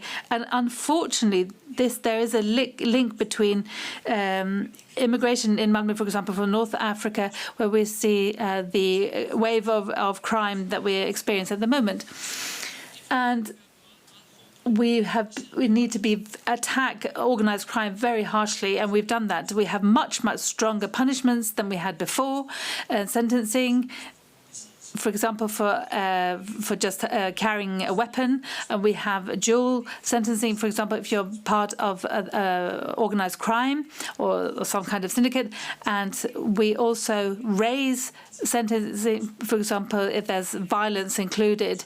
And so the short version of this is that if we want societies that we knew once upon a time in the Nordic region, where there's peace and where there's a sense of security, we need to take the people who come from the outside, and we really need to fight those that disturb and disrupt our societies. And we've seen so many people who have come, amongst other things, to Denmark, and who are working, who are behaving beautifully, but we have to when we look at the crime statistics, we see where these people come from, predominantly from the Middle East. Då är det Ungdomens Nordiska råd som får ställa sin fråga. And now we have the Nordic Youth Council, please. Tack, fru president. Thank you, Madam President. I would put it to you that the largest combined Nordic region is in the Öresund region, where people are being transported in a way back and forth that is unparalleled anywhere. And this is why this area can coexist so well. We saw during the pandemic, however, how there were challenges with the lockdowns during the pandemic. And now we're coming into greater periods of crisis, and we might end up in similar situations in the future. So I'd like to ask the Prime Minister how we can secure life in the Öresund region. How can we ensure that we have a transport and preparedness plan in place for the region? Thank you. First of all, let me say that I'm not opposed to border controls. I'm in favor. I believe that this is an important part of being able to safeguard your country, knowing who's coming into the country, and you can also turn those away who should not be allowed entry. And this is why over a longer period of time we've had border controls, Sweden also, for that matter, and a number of other European countries as well. So I have to be honest and say that it's not that I strive towards a Nordics where we will have no border controls when there's a risk of criminality or terror attacks. As countries, we need to be able to secure our borders, and who comes into the country needs to be supervised. It's not just about people traveling because they're studying or working or enjoying the welfare state. We want that, but however, my approach is not that border controls are per se negative. It is a necessary tool on occasions to safeguard my own country. In periods of deep crisis or even more difficult situation, border controls or work across borders will surely be a component to consider, but I think we are sufficiently integrated between ourselves in the Nordics that we will be able to proceed, and we can have a well-functioning labour market, for example, and a Nordic region where young people can travel across borders to study, but you must not be able to do it to cross from one country to another to commit a crime. And that is a problem we've seen in the southern parts of Sweden. We've absolutely no desire to have that coming into Denmark. Thank you. Och därmed så tackar vi statsminister. Thank you very much to Prime Minister Mette Frederiksen, and proceed.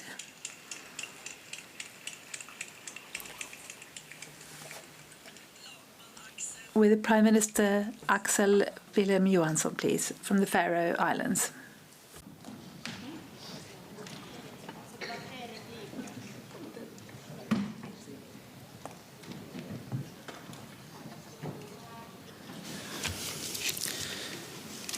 Fru President, Madam President, dear Nordic friends, colleagues, when I look out across this group of people, I do not simply see countries and borders. I see a family sharing values, history and language, and sea, hope and wind.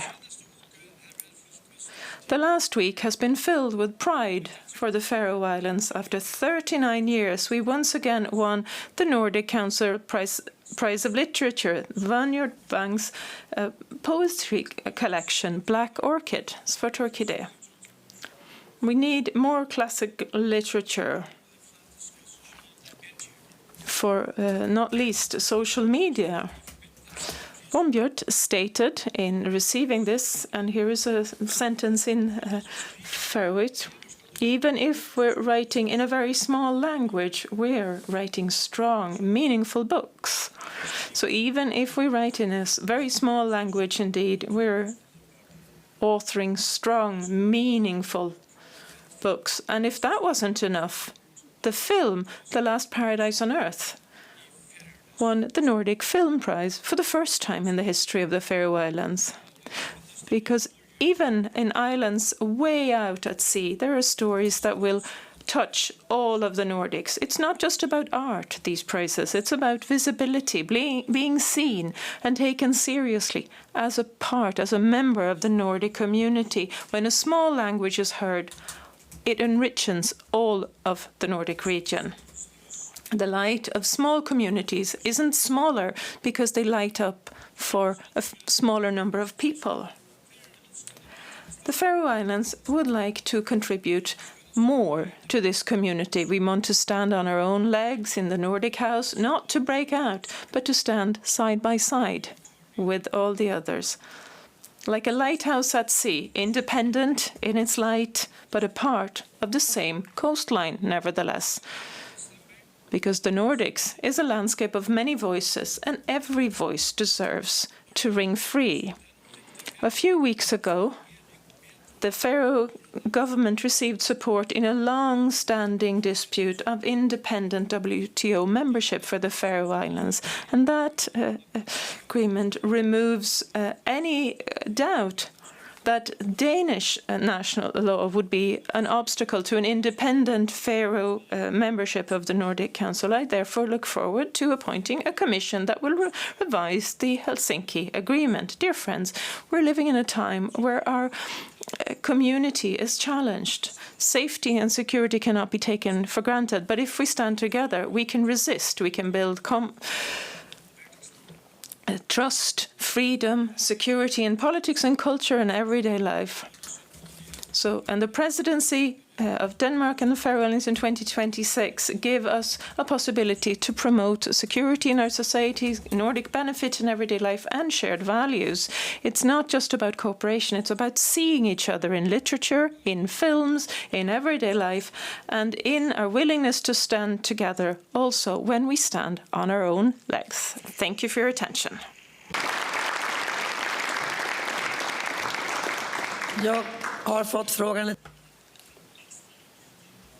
We have further questions on the list and for the previous speaker, and that we haven't got time really than those that have informed us in advance of that. But anyway, Christine Löfshus is first out from the SE group, and then after Eva Biaudet from the M group, please. Thank you, President, and thank you very much, Prime Minister Johannesson, for your account. Now, the security situation in Europe and the world has changed dramatically. How can a small country like the Faroe Islands see the need for Nordic cooperation to improve security in the Arctic area and the North Atlantic? Thank you. Yes, as a small country, security is, of course, very important for us, Europe, etc., in the North Atlantic, when it comes to war, but also other things.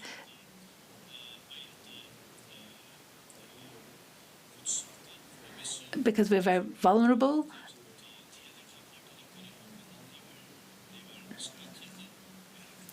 Because telecommunications, etc., these are very important for us. That's why Nordic cooperation is very important, and European and NATO cooperation, all very important for us. So the cooperation that we have with our neighbours, this is, of course, of great importance for the Faroes, and the security in the North Atlantic as well. Thank you. Ordet till Eva Biaudet och Eva Biaudet, please, next, and then Marianne Pavesen, please be prepared. Thank you very much, esteemed President. Let me begin by saying that one of the best experiences in the work of the Nordic Council is to have had the opportunity to pay a visit to the Faroe Islands, getting to know people from the Faroe Islands. That might have a greater impact than you might imagine as a politician, to see the life, everyday life, and meeting people in all our Nordic countries. And my question is a continuation on the previous one to some extent. Prime Minister Fredriksson also talked about the Baltic Sea shadow fleet, the offshore cables that have been slashed. What is the assessment of security risk and hybrid attacks in the Faroe Islands in light of what's happened in the Baltic and the diplomatic crisis where the US has expressed an interest in Greenland? First of all, thank you for those beautiful words of praise to begin with, Eva. But let me first say that the Faroe Islands is not more exposed to such threats, but there are many Russian ships also in our territorial waters. And when you see what's happening in the Baltic Sea, we know that there is a potential risk. So we are on the lookout. We are alert, keeping track of the ships, in particular the Russian ones. But we're also in dialogue, amongst other things, with Denmark and Greenland to secure our telecables, potentially looking at one additional cable so that we have added security if we are subjected to a hybrid attack. And we try to prepare ourselves when it comes to security in our parts of the world. And there are also proposals in the Parliament when it comes to security in the area. Is there time for another question? No? Thank you very much. Då går ordet till Marianne. Next, Marianne Pajviesen, please.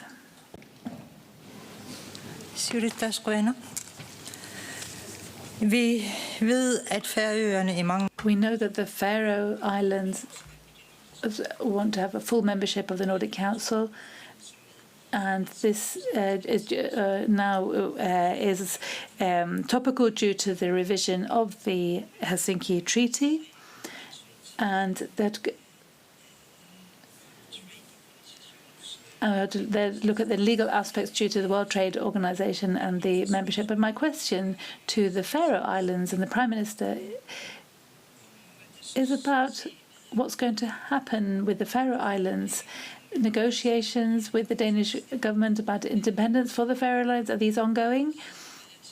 And what is the next step for you? Thank you. First and foremost, there's been a legal dispute between Denmark and the Faroe Islands whether the Faroe Islands can be members of the World Trade Organization, but now Denmark has taken a stance on this, and the conclusion is now that the Faroe Islands can become a member, and that also means that we can also become members of the Nordic Council. So that's at least according to Danish law. That's my conclusion. With regard to cooperation with Denmark, we have very good cooperation with Denmark, with the Danish government, and we need to also have a more balanced cooperation. We want to become more of an independent society working together with Denmark. Thank you. That's the end of this round of rejoinders. Thank you very much to the Prime Minister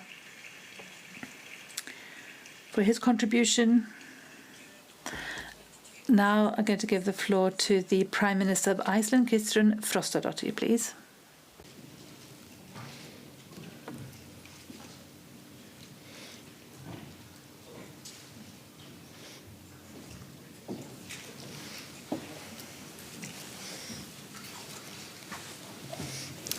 Frú forseti. Madam President, and dear Nordic friends, recently a pupil in Nuuk in Greenland asked me what was the most important message I had to the children, and I responded that we need to be proud of our roots and our culture, because that's where we have a strength that will show the way forward. The Nordic countries have different histories behind them, but tolerance and sticking together is something that has permeated all our societies where people show an understanding for each other, and we have safe societies rather than divided societies. And this has led to both opportunities as well as rights and duties. And taking responsibility for your own society is a true form of loving the fatherland. And so therefore unity has been very important in the Nordics. But now we see that this is under pressure, our fundamental values. And we see that things coming from the outside are sowing divisions. And these are things that are coming to us, this rhetoric. A strong country is not based on divisions. It's about sticking together. But these words don't come from nothing, of course. And And there is a corner of truth in them. The population feels that politics are not serving the people. And so it's very difficult to make, so for example, when it comes to social progress, and it's difficult to build your house, get a permit, or all these processes are complicated, and focus decisions are made far from the everyday lives of people.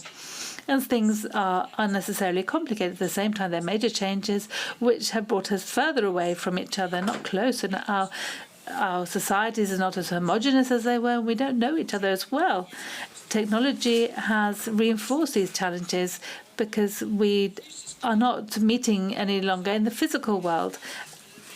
And it is our task as politicians to deal with this, and we can't turn our backs because we have been elected to deal with this. People want to have their voices heard, they want stability in society, and they want a sense of belonging, and they want to feel safe as well in their culture. And we have a duty to people to show tolerance and not be afraid to have an honest conversation about the impacts of globalization on our societies. And we can do that without creating fear. International cooperation is invaluable. We know that, the Icelandic people. We know that all on our own in the middle of the North Atlantic. But we mustn't be afraid to promote our own culture. Loving your own country creates a bond between people, creates cohesion, and we must be proud of our own peoples and our closest neighbours. So let us gain strength in our roots, our culture, but let's do it with tolerance. And we don't want to be the guard dogs of the system when the system doesn't work anymore for ordinary people. It is possible to meet the challenges of today by working together, taking action together. That is how we can safeguard what is most important to us, everything that we own together. Thank you very much. Tack så mycket. Och första replik går till... Thank you very much. Henrik Möller of the S Group as the first rejoinder, followed by Oda Ingard. Tack för det. Thank you. One of the things we discuss and debate greatly is the matter of Nordic benefit. And something which is beneficial to the Nordics are whether the things that we deal with are relevant to all of our Nordic citizens. How can they see themselves in the decisions we make? And so it's highly interesting to note that from Iceland, or at least from the party, we're talking about politics at in the line of vision that people can see, because it's important for everyday life to work. It's relevant to your family life, to your work, to your spare and leisure time, culture, and everything to do with everyday life. It's all interconnected. But we're not all always in agreement, so it could be interesting to look at the starting point for all of this. When we're talking security, we're not only talking about external threats, there are also security and safety in terms of the everyday life. So perhaps we could hear a little bit more on your reflections on that perspective. Thank you. Ja, tack kærlega fyrir spurninguna. Thank you for that question. I believe that this is a cross-sectorial political issue that we're all trying to respond to. How can we get out to and make contact with all of our citizens, being relevant to them? And I think what's relevant is to have at least a semblance of a concrete element. Also, when it comes to safety, security, and security of everyday life is important in the sense that if you don't trust the politicians who make decisions on your behalf in your everyday life, schools, education, healthcare, etc., we clearly see that there's a need to pool our forces. And I believe that the greatest challenge we are faced with, above and beyond external threats, that is the matter of trust. We need to build trust. And that is where everyday life of all of our citizens come in. We need to accomplish concrete tasks. Next, we have Oda Ingard, please. Thank you.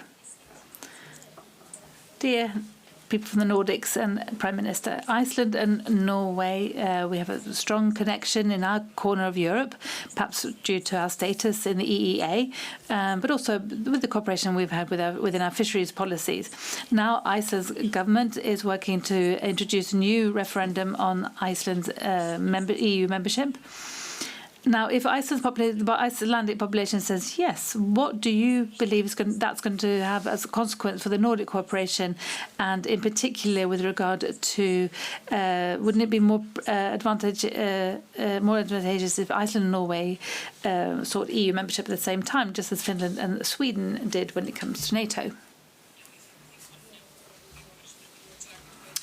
Thank you for a very interesting question. Now, I don't want to interfere in Norwegian domestic policy and tell the Norwegians what they should do, but it's true, we have made a decision in this government, and we want to look into how far we should take up negotiations with the EU, and we're doing this because the last time we started this process, what we lacked then was where we didn't have a political mandate from the population to initiate the process. That requires energy and duties and obligations. And I think that there are many people who want to see what membership would entail. We don't know really whether they're in favour or not, but this will take time. Firstly, we need to ask the population whether they want us to start this process or not. But the Norwegians are always welcome to cooperate with Iceland. But it's up to my Norwegian colleagues, of course, what's going to happen in Norway. Thank you. Thank you very much. Högni Höjdal, followed by Helge Njostad. Fru President och fru Forsvarsledare. Madam President,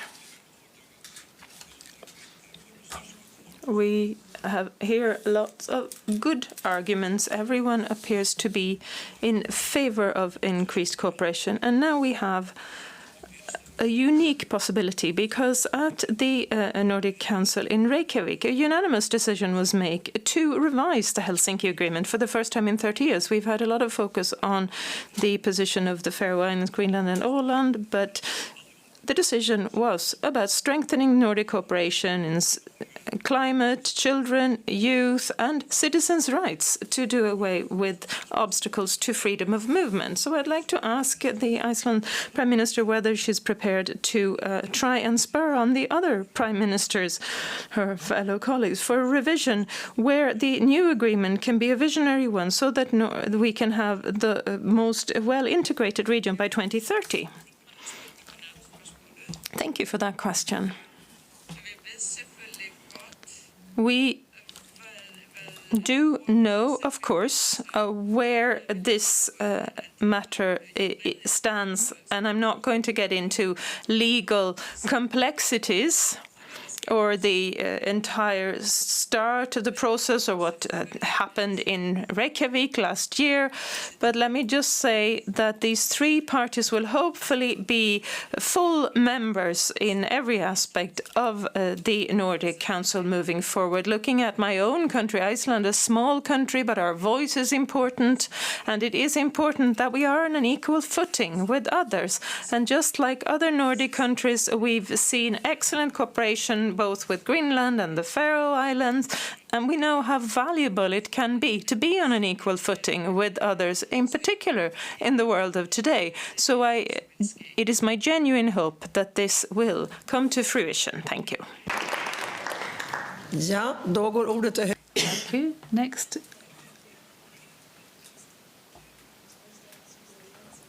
So we have the next speaker. Thank you very much. I know that fisheries is something that's important for Iceland. It's also important for Norway and other countries in the Nordic regions. And today there are ongoing negotiations within the EU with regard to quotas and rights. And the idea has been that when it comes to mackerel, etc., that the quota is going to be reduced for sustainability. We know that many fishermen in Norway and Iceland are not in agreement with this and very concerned about these quotas for next year. and that will be very difficult for the fisheries industry. So, Prime Minister, would you see? Do we need to work for better quota rights, and how can we safeguard the interests and the rights of our fishermen? Thank you very much for the question. It's a very important question, especially for all our countries, especially for Iceland. The fishery industry has been a lifeline for us, and we have also had years when we've had bad there's been problems with regard to fishing, and I think that it would be important to have better, closer cooperation with regard to research. Now, our countries have always been friends, but there have been conflicts as well when it comes to fisheries. And I think it lies in our interest, in all our interests, for the fish catches that we safeguard these, but also that this is a sustainable industry going forward, which is why I hope that we have close cooperation in future years. Thank you. Next, we have the Youth Council, please.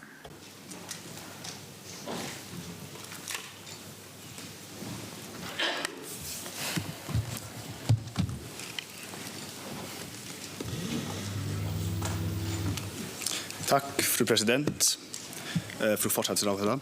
President, Premier, strong digital solutions integrated into public administration is a requirement for society to be competitive. It's a key to a modern society. In the Faroe Islands, we celebrated 5 years with public digital ID and login services and a citizens platform for Faroe Islanders to carry out their public affairs. Now the digitization plan is continuing. It will include identity match, where it's possible to attach Faroe personal numbers to non-Faroe international personal numbers if you are registered in the civil register. Iceland have also made progress and great strides in digitalization with EID, and I have a question to the Prime Minister. How does Iceland intend to work to ensure that Iceland's digital solutions in the longer term will be possible to integrate with other Nordic countries? And is this something that would be of value to the everyday life of our citizens in the Nordics? Thank you. Já, ég þakka fyrir spurninguna. Thank you for this question. I know that this has been discussed in the Nordic Council of Ministers and the extent to which it would be possible for us to work in closer cooperation. In this context, smaller communities and societies, we know that there are a number of those in the Nordics, in the Faroe Islands and Iceland, for example. There is a greater need for cooperation in technological matters, and so it's important to seek cooperation wherever possible. And I have good hope that the Nordic Council of Ministers will show a continued interest in this. However, Iceland has also managed quite well when it comes to developing digital tools. There are a lot of activities within public administration that is carried out digitally.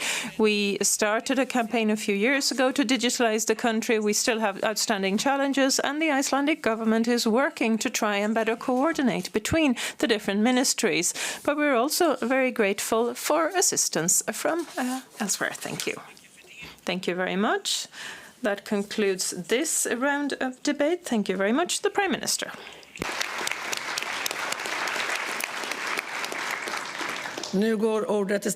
And now, Prime Minister Jonas Gahr Støre of Norway has the floor for his address. Madam President, parliamentarians, Nordic friends. In many homes in the Nordics, from Tromsø to Tampere, from Bergen to Bornholm, many families have been worried and felt concerned. The world feels more dangerous, but we feel safe in our Nordic unity. We are stronger in a turbulent world, and as government and parliaments, we have one basic task: building safety and security for our countries, for our people, and for our future. We stand together in the Ukraine fight, but safety also starts at home with tougher criminality. There's more digitalization. We need to be even more coordinated. The Prime Ministers have discussed this today. We see the same patterns in all of our countries. Young people who are attracted to join networks, they're bought online, violence ordered on social media, money moved digitally. And you have to say it clearly that in all countries, everyone has to follow the law. And if you break the law, there must be consequences. There will be a sanction, a punishment. We need to react quickly, and it will get people back into a life outside of criminality. We will close the door on the option for young people to choose a life in crime. Nobody shall make money from making the Nordics less safe. What has been bought for blood money shall not shine on your arm or be parked in your garage. We will seize watches, cars, jewelry, money, housing, and boastful videos of harassment, organized mass fights amongst young. This is not youth culture, it's non-culture, it's raw criminality, end of story, full stop. This is why Nordic police can no longer choose whether or not to cooperate. It is crucial.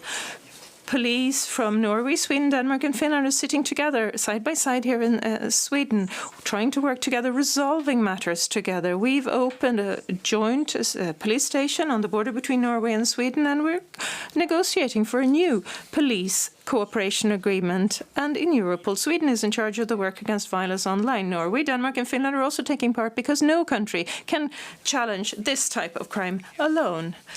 And secondly, Madam President, a more coordinated Nordic defence and a strong Nordics in the NATO alliance makes all of the alliance safer. We are shoulder against shoulder. In the face of an unpredictable Russian neighbour, we continue to support Ukraine, and now the Arctic and the Nordic areas are tied together in closer cooperation with the Baltic. Norway, Sweden and Finland constitute a strategic corridor for military mobility in the north to be able to rapidly assist each other when necessary. And the new command centre for air operations in north of Norway with our 250 Nordic fighter jets is a joint shield for our support. But it's not just about defence, it's about water in your tap, having electricity, health preparedness and helping each other when so is required. So we're building a strong non-border Nordics to strengthen our joint preparedness. In 2026 we organised a year of total defence with exercise and cooperation across country borders. We strengthen total defence against all of those aspects except bad weather. We are still as exposed one as the other to that. My dear Nordic friends, we learn from each other, we trust each other, we protect each other, and in that trust that binds us together, we find the Nordic strength. Together, we will make the most of it and build safety and security for our people in the Nordic region.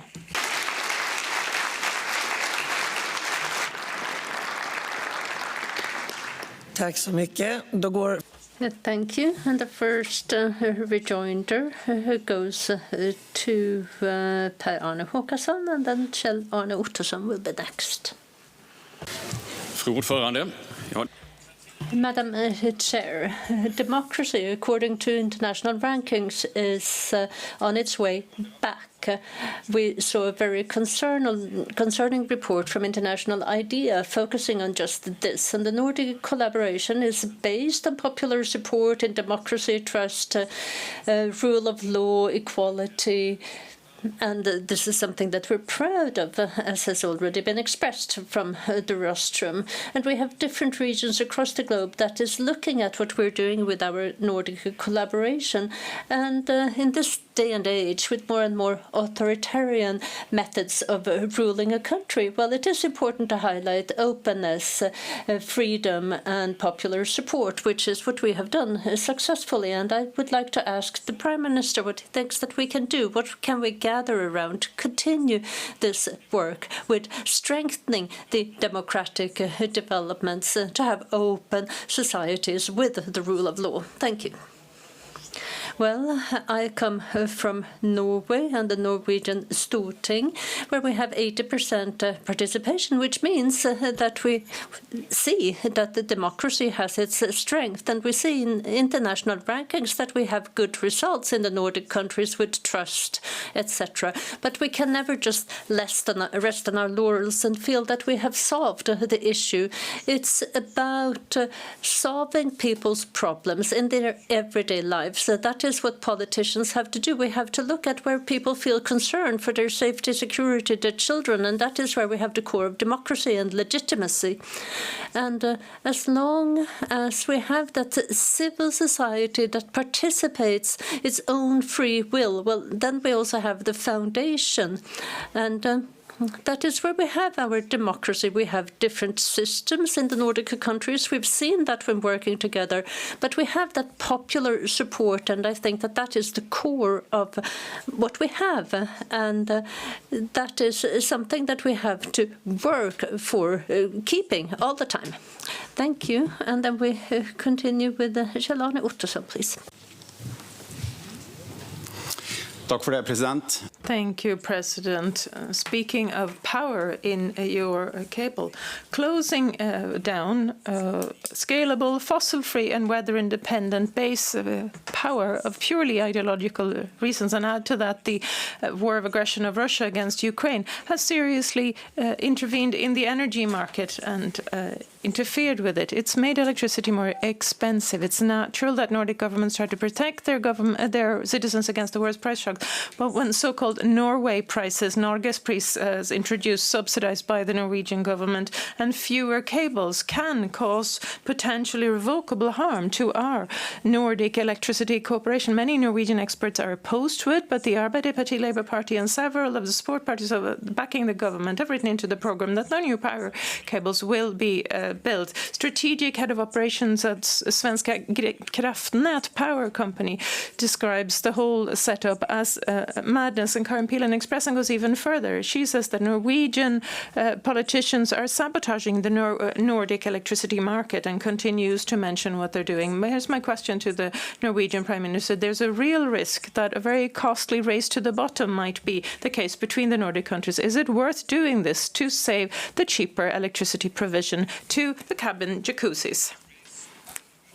Let me just say that this is about producing more power, more sustainable, fossil-free.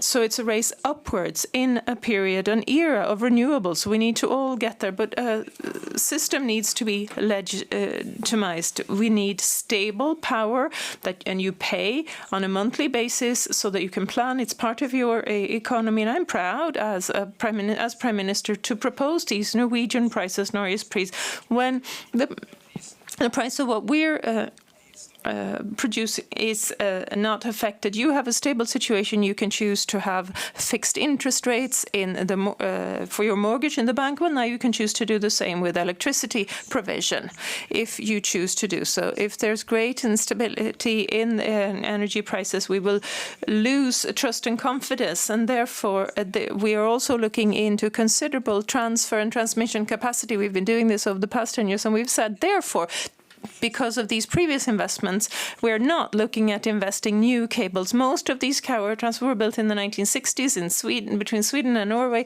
It's wise to have that set up, but the situation now is that we need sovereignty, and we also need to all contribute to producing more renewable energy in a well-functioning Nordic and European power corporation.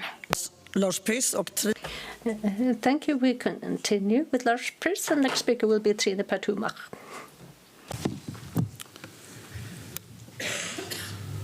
Tack, fru president. Thank you, Madam President. Being a country outside of the EU, Norway has also joined the sanctions against Russia. But we have certain exceptions when it comes to Norway and the sanctions. Russian fishing vessels, for example, can go to 3 Norwegian ports, and we know that Putin uses civilian capacities for unlawful purposes, also for intelligence gathering. So what will Norway and the Prime Minister do to ensure that the opening of these ports will not contribute to unlawful Russian activities?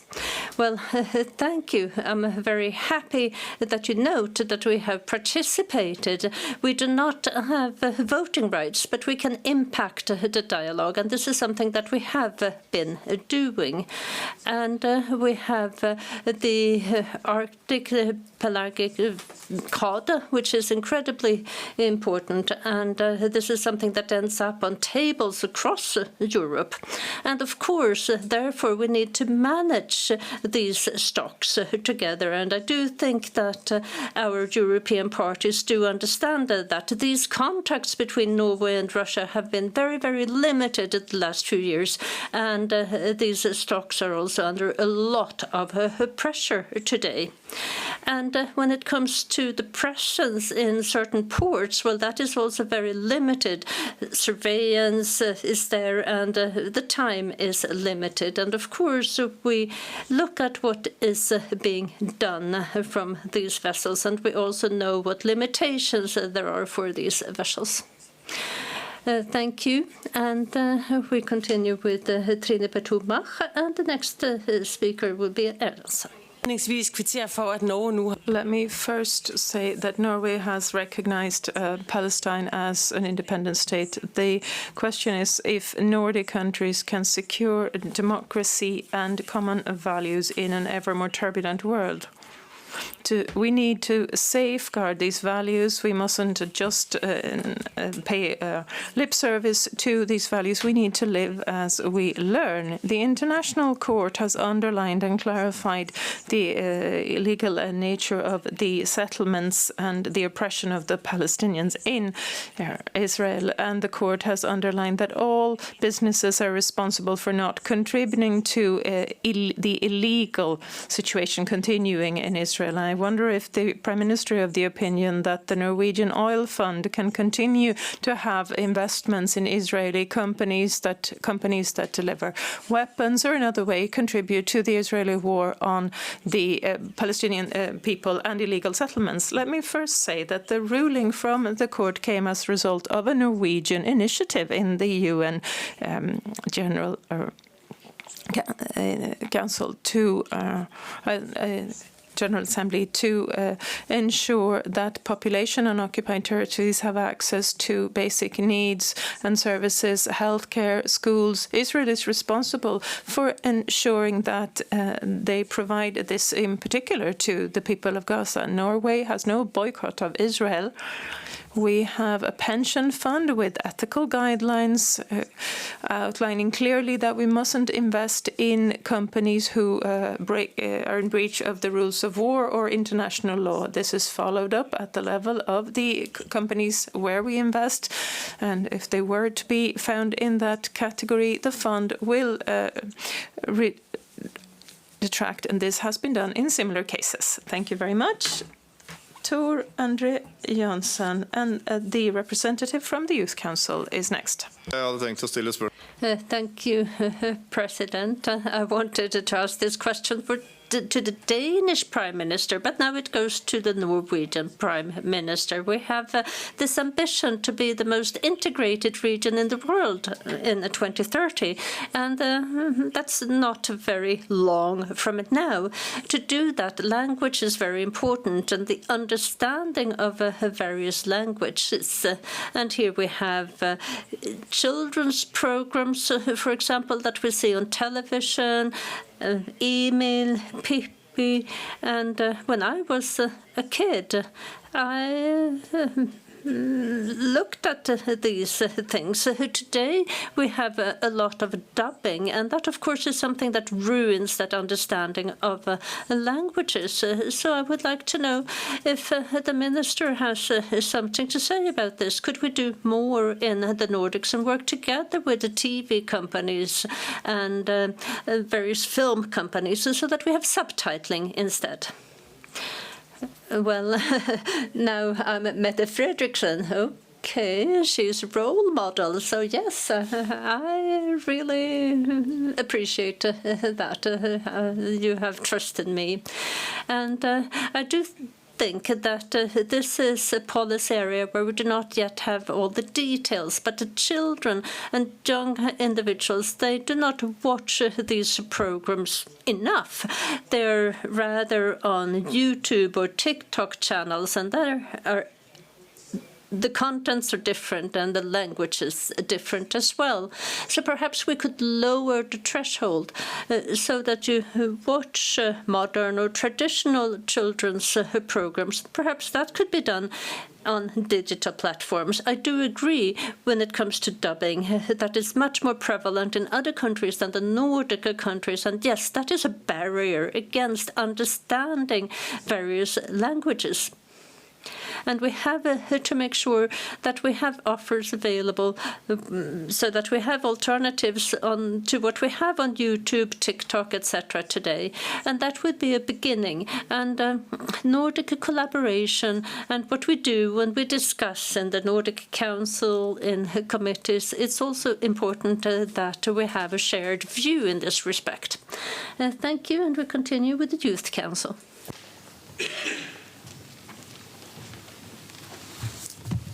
Tack, president, statsminister. Thank you, President. Prime Minister. This is an extension of a previous question. Since Russia's full-scale invasion of Ukraine in February 2022, the situation between Norway and Faroe Islands in relation to Russia in the area of fisheries has changed significantly. The sanctions are there, and there is, of course, a desire to support the Ukrainian people in their fight for freedom and independence. But both Norway's and the Faroe Islands sanctions have affected fisheries in our fisheries in Russian waters and the Russian fisheries in our waters. There has been a cancellation of the agreement, and there is no longer any control of Russian fishing vessels in the North Atlantic.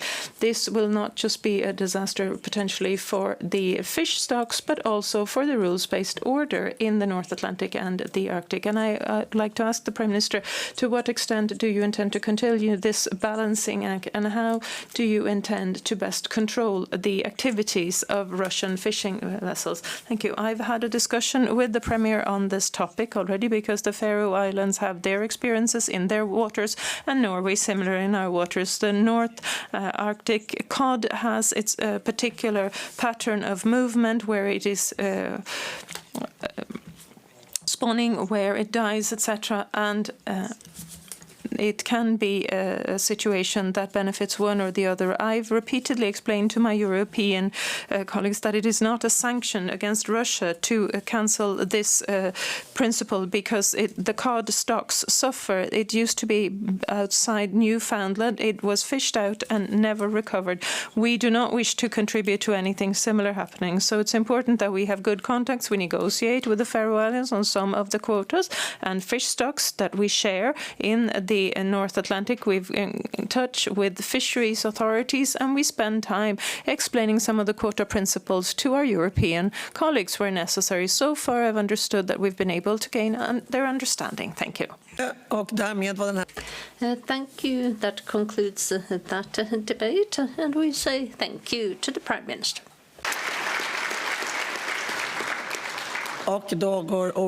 And we will continue with my Prime Minister, the Swedish Prime Minister Ulf Kristersson, please.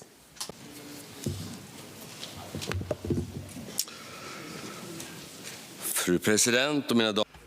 Madam President, ladies and gentlemen, together and individually, our countries have built some of the best societies of the world, the best societies to live in.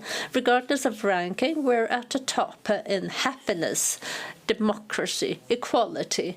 And if one of us falls down from that first position, someone else will take over from the Nordic countries.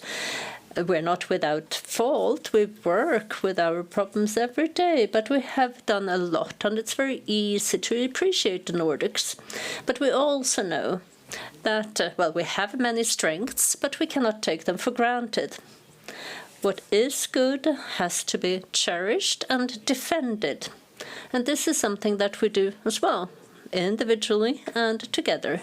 We, for example, support Ukraine, and together we have contributed with more than 380 billion krona to Ukraine, not least through very extensive military support. We have an American initiative on material support that was funded. Denmark and Norway and Sweden has also provided a support package, $500 million, and will do the same thing soon again. The main threat against the security of our countries, that is Russia and Putin. He's afraid of successful democracies. And we're not just successful, happy and democratic and less corrupt than others. Our total economy is also the 12th largest in the world. We're not at war, but we're not living in peace either. True peace requires freedom and the absence of serious conflicts between countries. And we see hybrid attacks. We're not talking soldiers, but robots and computers and money, disinformation, sabotage. And that is why we now have new requirements on our countries. We have to strengthen our defense. We cannot just say the same thing. We have to do the same thing, because when we're talking about war or peace, we have to stand together.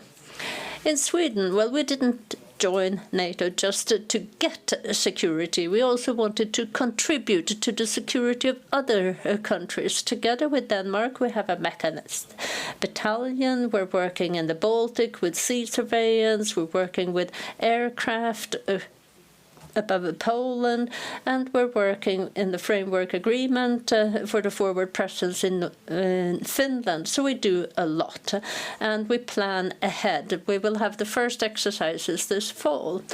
Last week, I signed a letter of agreement together with President Zelensky about the joint will of Sweden and Ukraine to build the future Ukrainian Air Force with some 150 Swedish JAS 39 Gripen, the best plane in the world.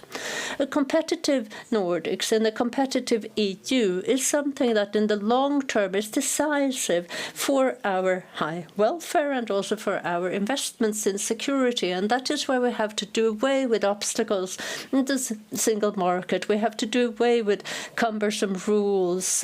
We have to deepen the capital market, and we have to be leaders also in international trade and the digital transition. We have to show the way in Europe and in NATO. Thank you.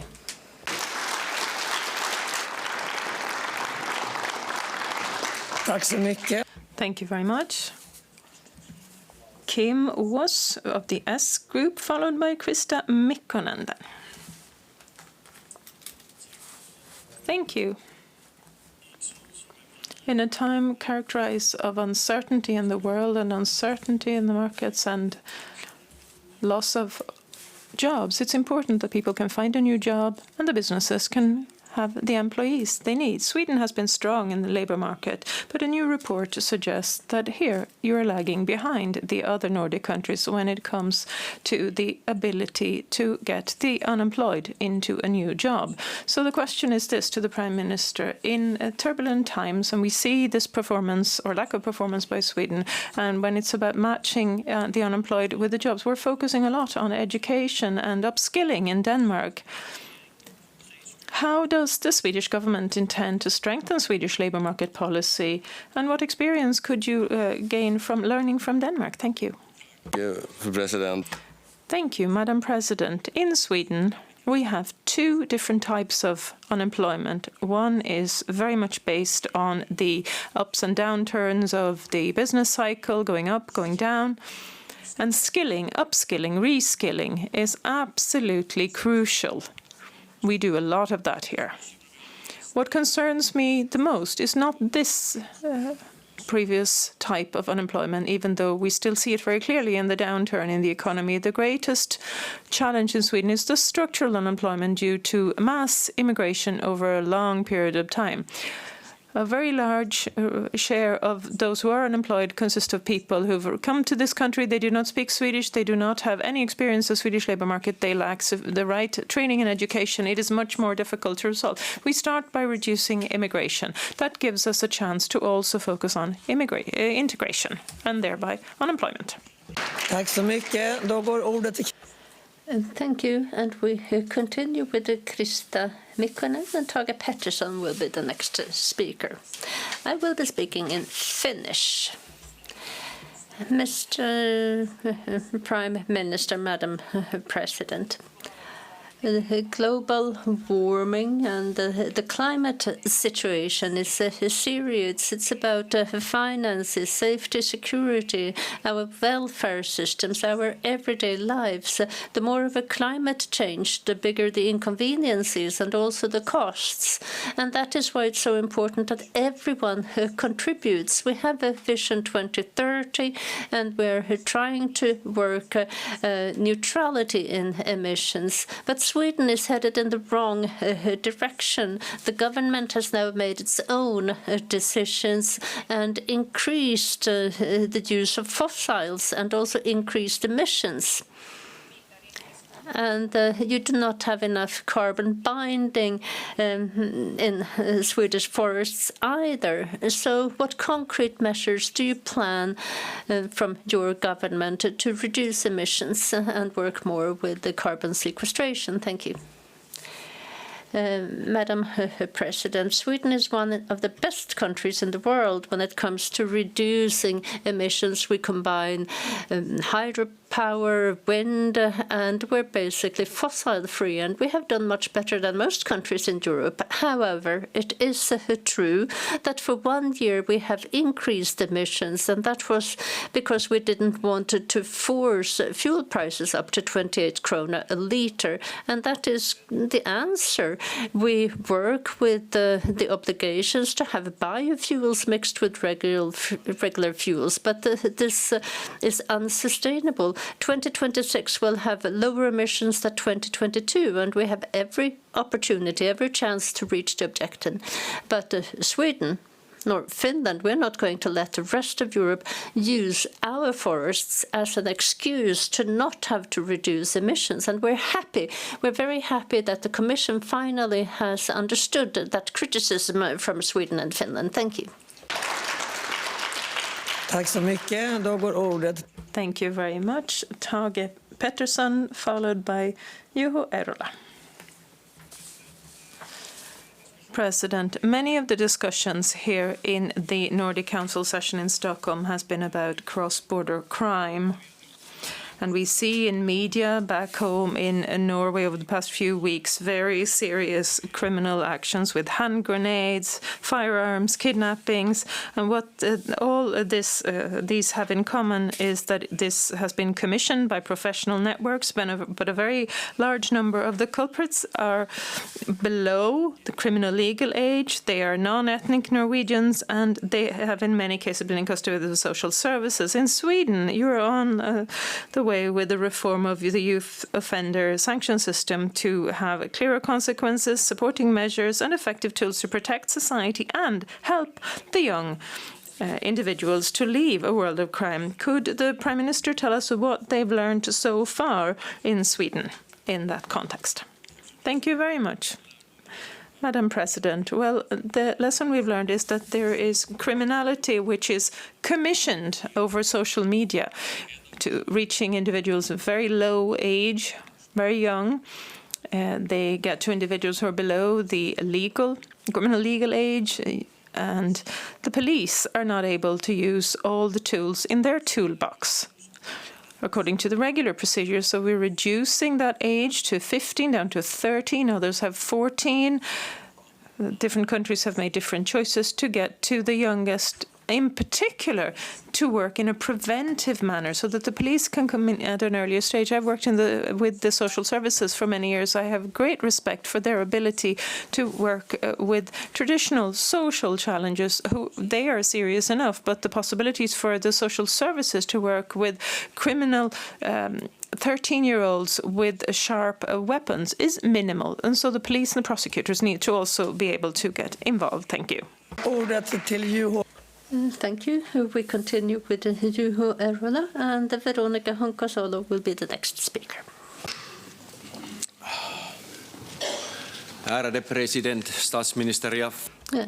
President, Prime Minister, I'll be speaking Finnish, so perhaps some of you will need to avail yourselves of the interpretation. And I have a question for the Prime Minister. Even if this is just as important for Finland and Denmark. But we know that the Baltic is a very fragile area and also politically under stress with Putin's shadow fleet that is moving in the Baltic between Sweden and Denmark. We know what the international maritime law says. We know that this is a complex issue to solve, but nevertheless, these shadow fleets do not comply with international criteria, and there is a huge risk that we'll see an oil disaster any day. There are other threats as well because of this shadow fleet. And Mr. Prime Minister, do you have any solution to that problem? I've been trying to figure something out myself, but I haven't been able to. Perhaps you have some ideas. Madam President, this is a very important issue, and it's also very, very difficult, just as has been said. This is a danger. Well, it's something that's financing Russia, but we're also talking about the risk of environmental disasters. We might see accidents in the Baltic, etc. And it is complex because we also have various international maritime conventions that we have subscribed to, and we're a seafaring nation as well, and we do not want vessels to risk ending up in very strange situations. But we know we're talking about hundreds of vessels, and we're talking about what we have to do. And, well, we see what France has done, and we're trying to systematically grapple this problem without this being too much of a hindrance for our own vessels. Thank you. And we continue with Veronica Honkasalo. And Marius Paronidsen will be the next speaker. Mr. President, esteemed Prime Minister, the report from Save the Children that was published a week ago shows that child poverty is on the increase in Sweden. 276,000 children live in economic exclusion to some extent. It's an increase by 100,000 to 2022, and clearly we need structural changes. But rather, the Swedish government have opted for a policy that promotes high-income earners' rights with large-scale tax reductions. Studies show that the belief amongst young people in their future and their hope for the future have dropped.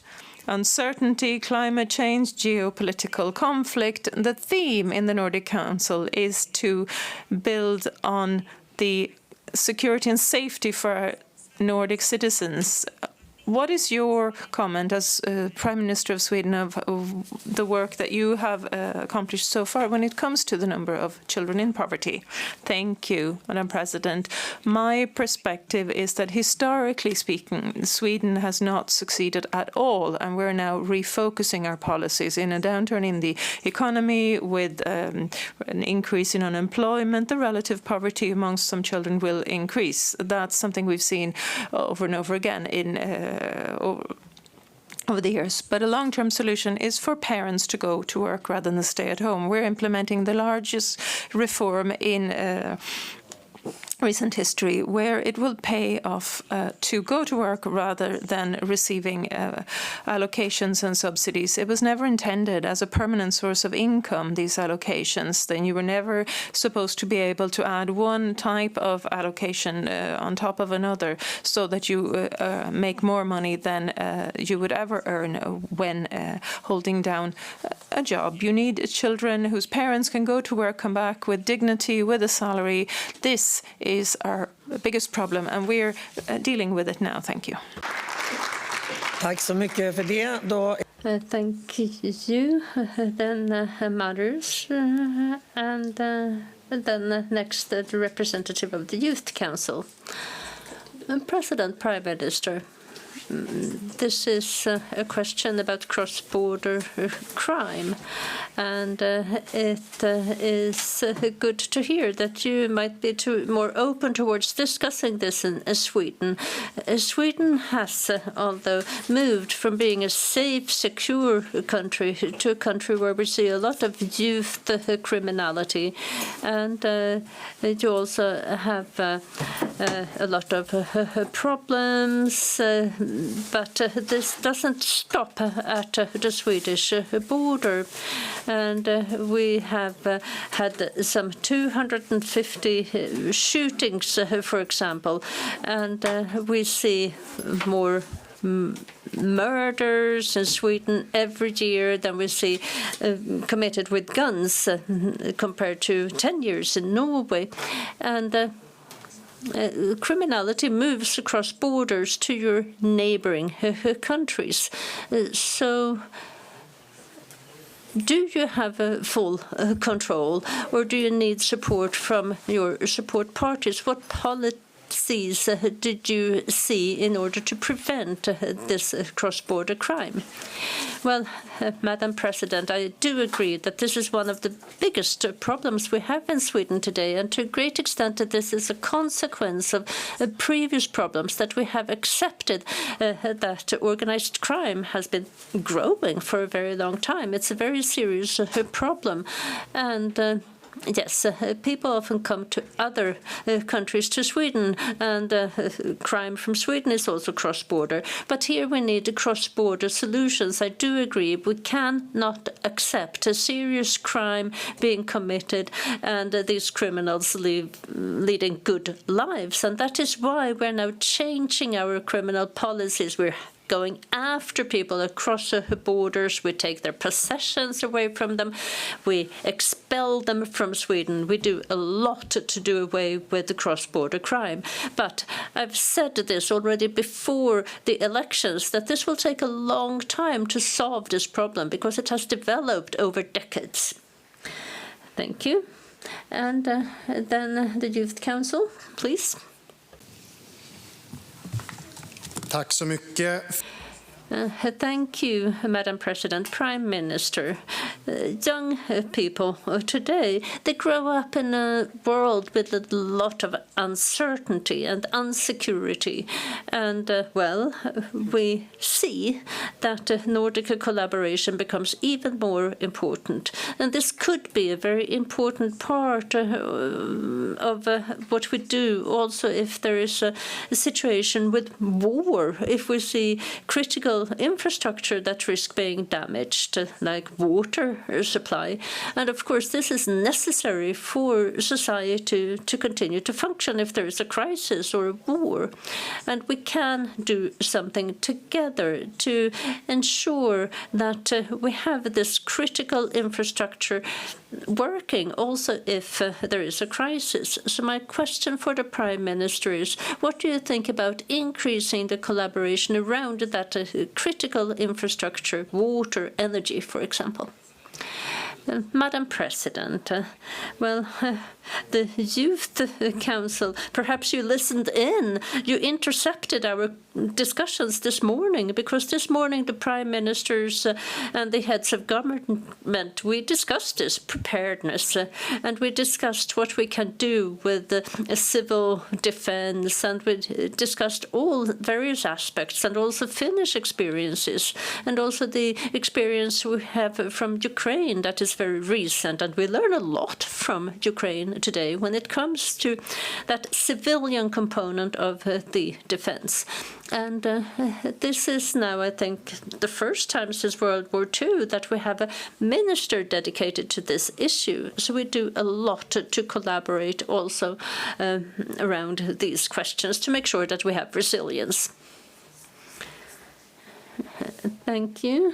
And that concludes that debate. We say thank you to the Prime Minister.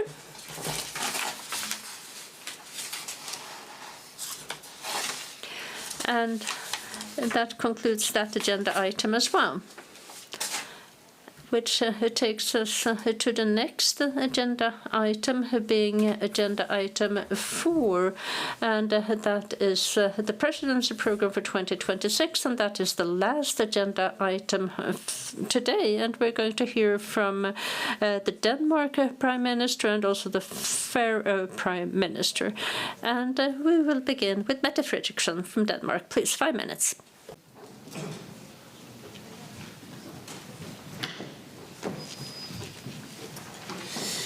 First of all, thank you very much for a very good discussion today.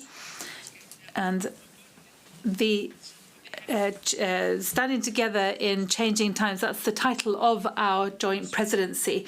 So standing together even in difficult situation. I mean, our 8 countries are linked together. We share history, culture, infrastructure, and our social model, and perhaps most importantly, our strong values, our sympathies, and we're also linked by something completely special, which is a fundamental faith and trust in each other.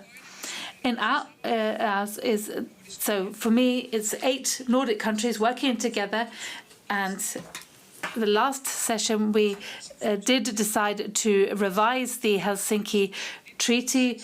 Now, this was done almost 30 years ago the last time. That's in 1996. And so for me, it's natural that we update the treaty so that it suits the times that we live in, our era, and the situation at hand. We have to look at the legal aspects, obviously, but it is a special priority for Denmark and the Faroe Islands to follow that revision up, that review. We're 2 countries on the stage today, and this is no secret that I would have preferred to have seen 3 countries up here, but Greenland has decided not to participate in the presidency for the Nordic Ministerial Councils. Now, this is a decision that I respect, but I do hope as well that we'll have a better framework within which to work, so we can work between our 8 countries. And once again, I'd like to thank all of you in the Nordic region for the support that we have received in Denmark in this very turbulent period that we've lived through. So once again, I'd like to say thank you very much for that. And we need to use this Nordic cooperation so that we are better equipped, that we stand better equipped. We're living in difficult times. That's no exaggeration. And we need to work together with regard to preparedness and contingency planning, etc. And we are small countries with regard to population, but we want to do our utmost to ensure that we have robust economies, and we need to become competitive, more competitive again. And I think it's decisive that in the Nordic region that we also convince our European neighbours that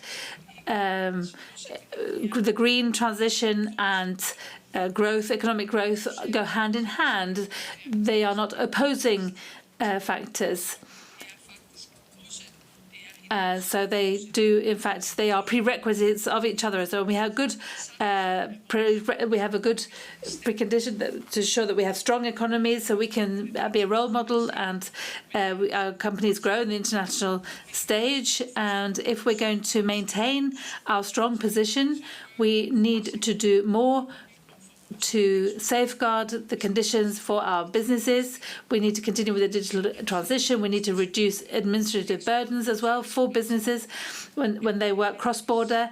All this is about reinforcing our competitiveness and having a high level of employment, low level of unemployment, and supporting and safeguarding our special Nordic societies, welfare societies for the future.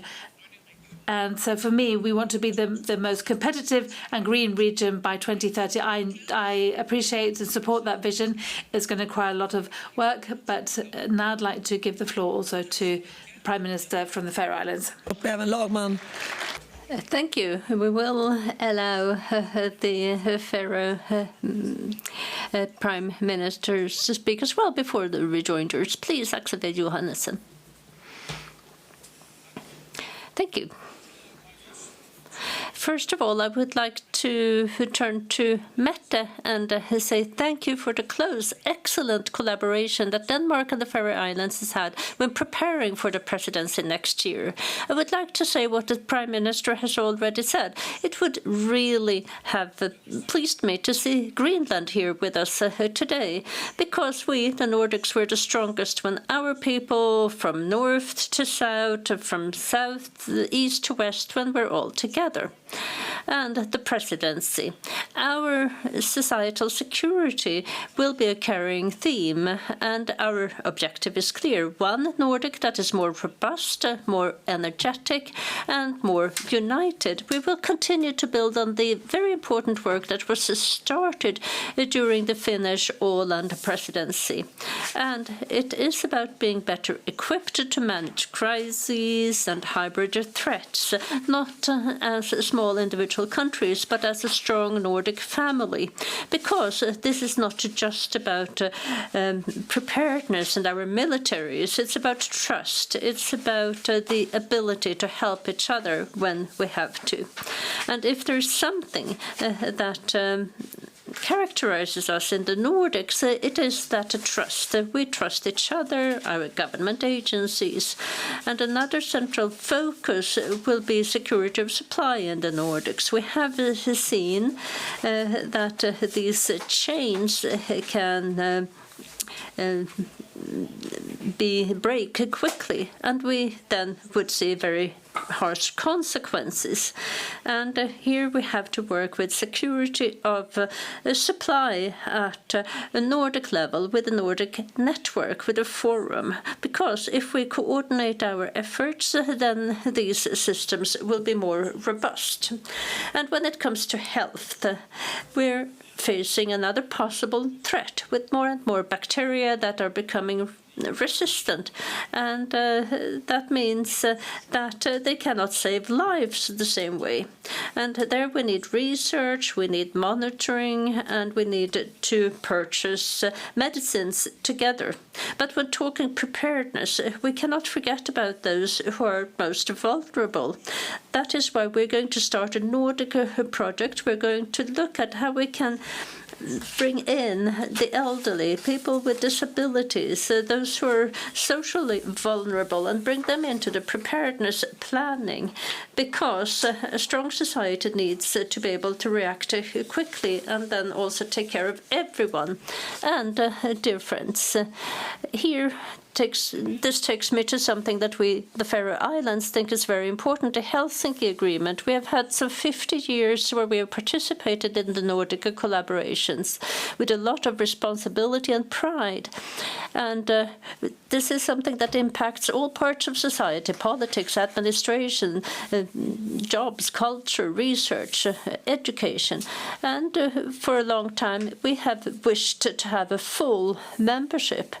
We want to have equal footing, be on equal footing with everyone else when it comes to our say, providing our support. And this is something that we wish to see for the future, for this joint collaboration that we cherish, all of us, and we're happy to see that one is now going to start the revision of the Helsinki Agreement so that Greenland, Iceland and the Faroe Islands can participate fully, because we need more, not fewer, Nordic values. Thank you.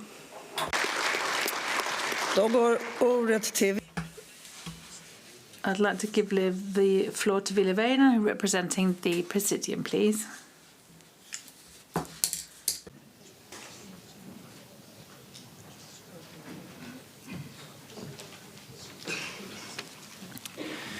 Kiitos, arvoisa rouva presidentti. Puhun tosiaan suomea. Thank you, Madam President. I'll be speaking Finnish.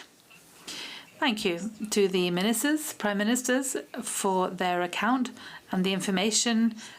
And now the Presidium is very satisfied with the Finnish presidency during 2025, not least with the budget negotiations, and I'm sure that the good cooperation will continue. It's important that the cooperation between the Nordic Council and the Nordic Council of Ministers works well and is flexible. And we will continue our budget cooperation. It's important that the Nordic Council receives a report on the budget.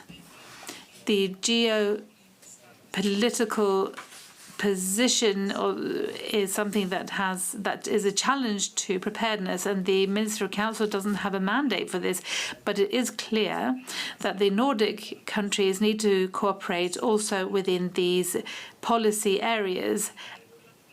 These are challenges that will remain. They're here to stay, and you will want to prepare. You want to promote preparedness, civil preparedness, and these questions, we hope, are questions that we can cooperate together with you. Finland, as president for the Council of Ministers, concentrated on these matters.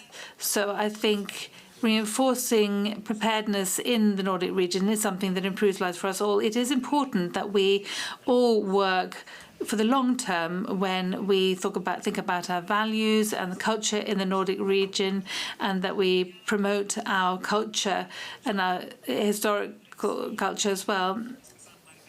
This is important. Culture plays an important role in our cooperation. Culture is important as regards identity, and it bears our identity. And I'd like to thank you. Thank you for your presentation, and I look forward to the coming year, and I'm sure that we'll continue with a good cooperation. Thank you. Thank you. Is there a comment from the Prime Ministers? No. If not, we'll continue with Henrik Möller as the next speaker.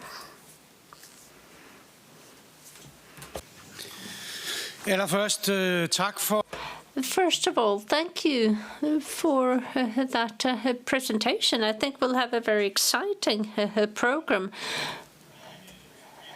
And we should be happy when it comes to all the ones who are here, not be frustrated over those who are not. But yes, it is a bit unfortunate that we do not have Greenland here today. So I hope that we can come to such a position where they feel that they are part of the collaboration. And here we have the revision of the Helsinki Agreement.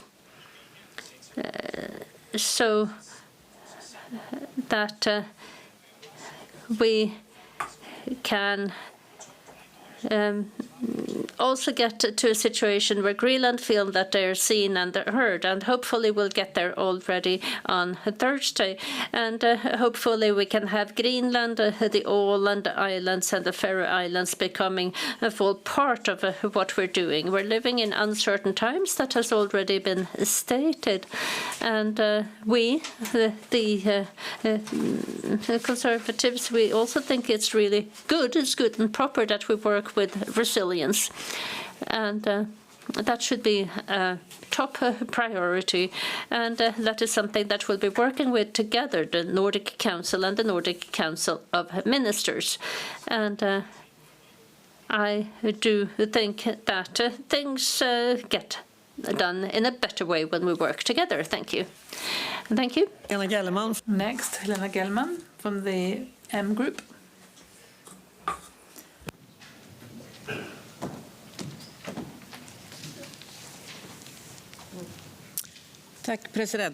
Thank you.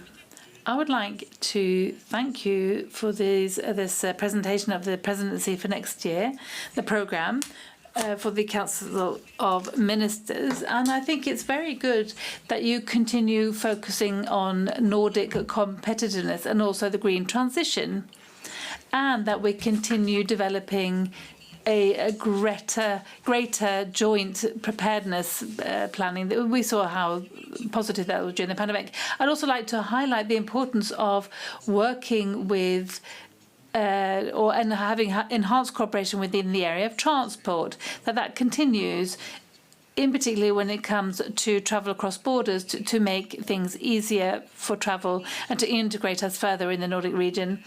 Many here in the Nordic Council of Ministers, you know that we have a council on transport. And I have a question with regard to why Greenland wasn't participating today, but we got the answer to that. Now, I'd like to bring up the Helsinki Treaty. There is a review with regard to looking at the legal aspects, and this is going to be finalized in December.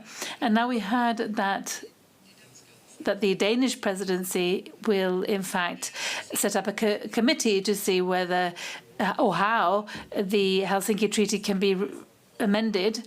So my question is your time plan. What's your time plan for that committee to work?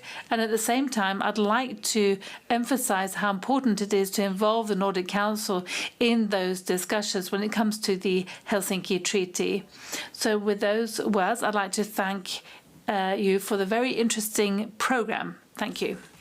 Thank you. So next we have the Youth Council.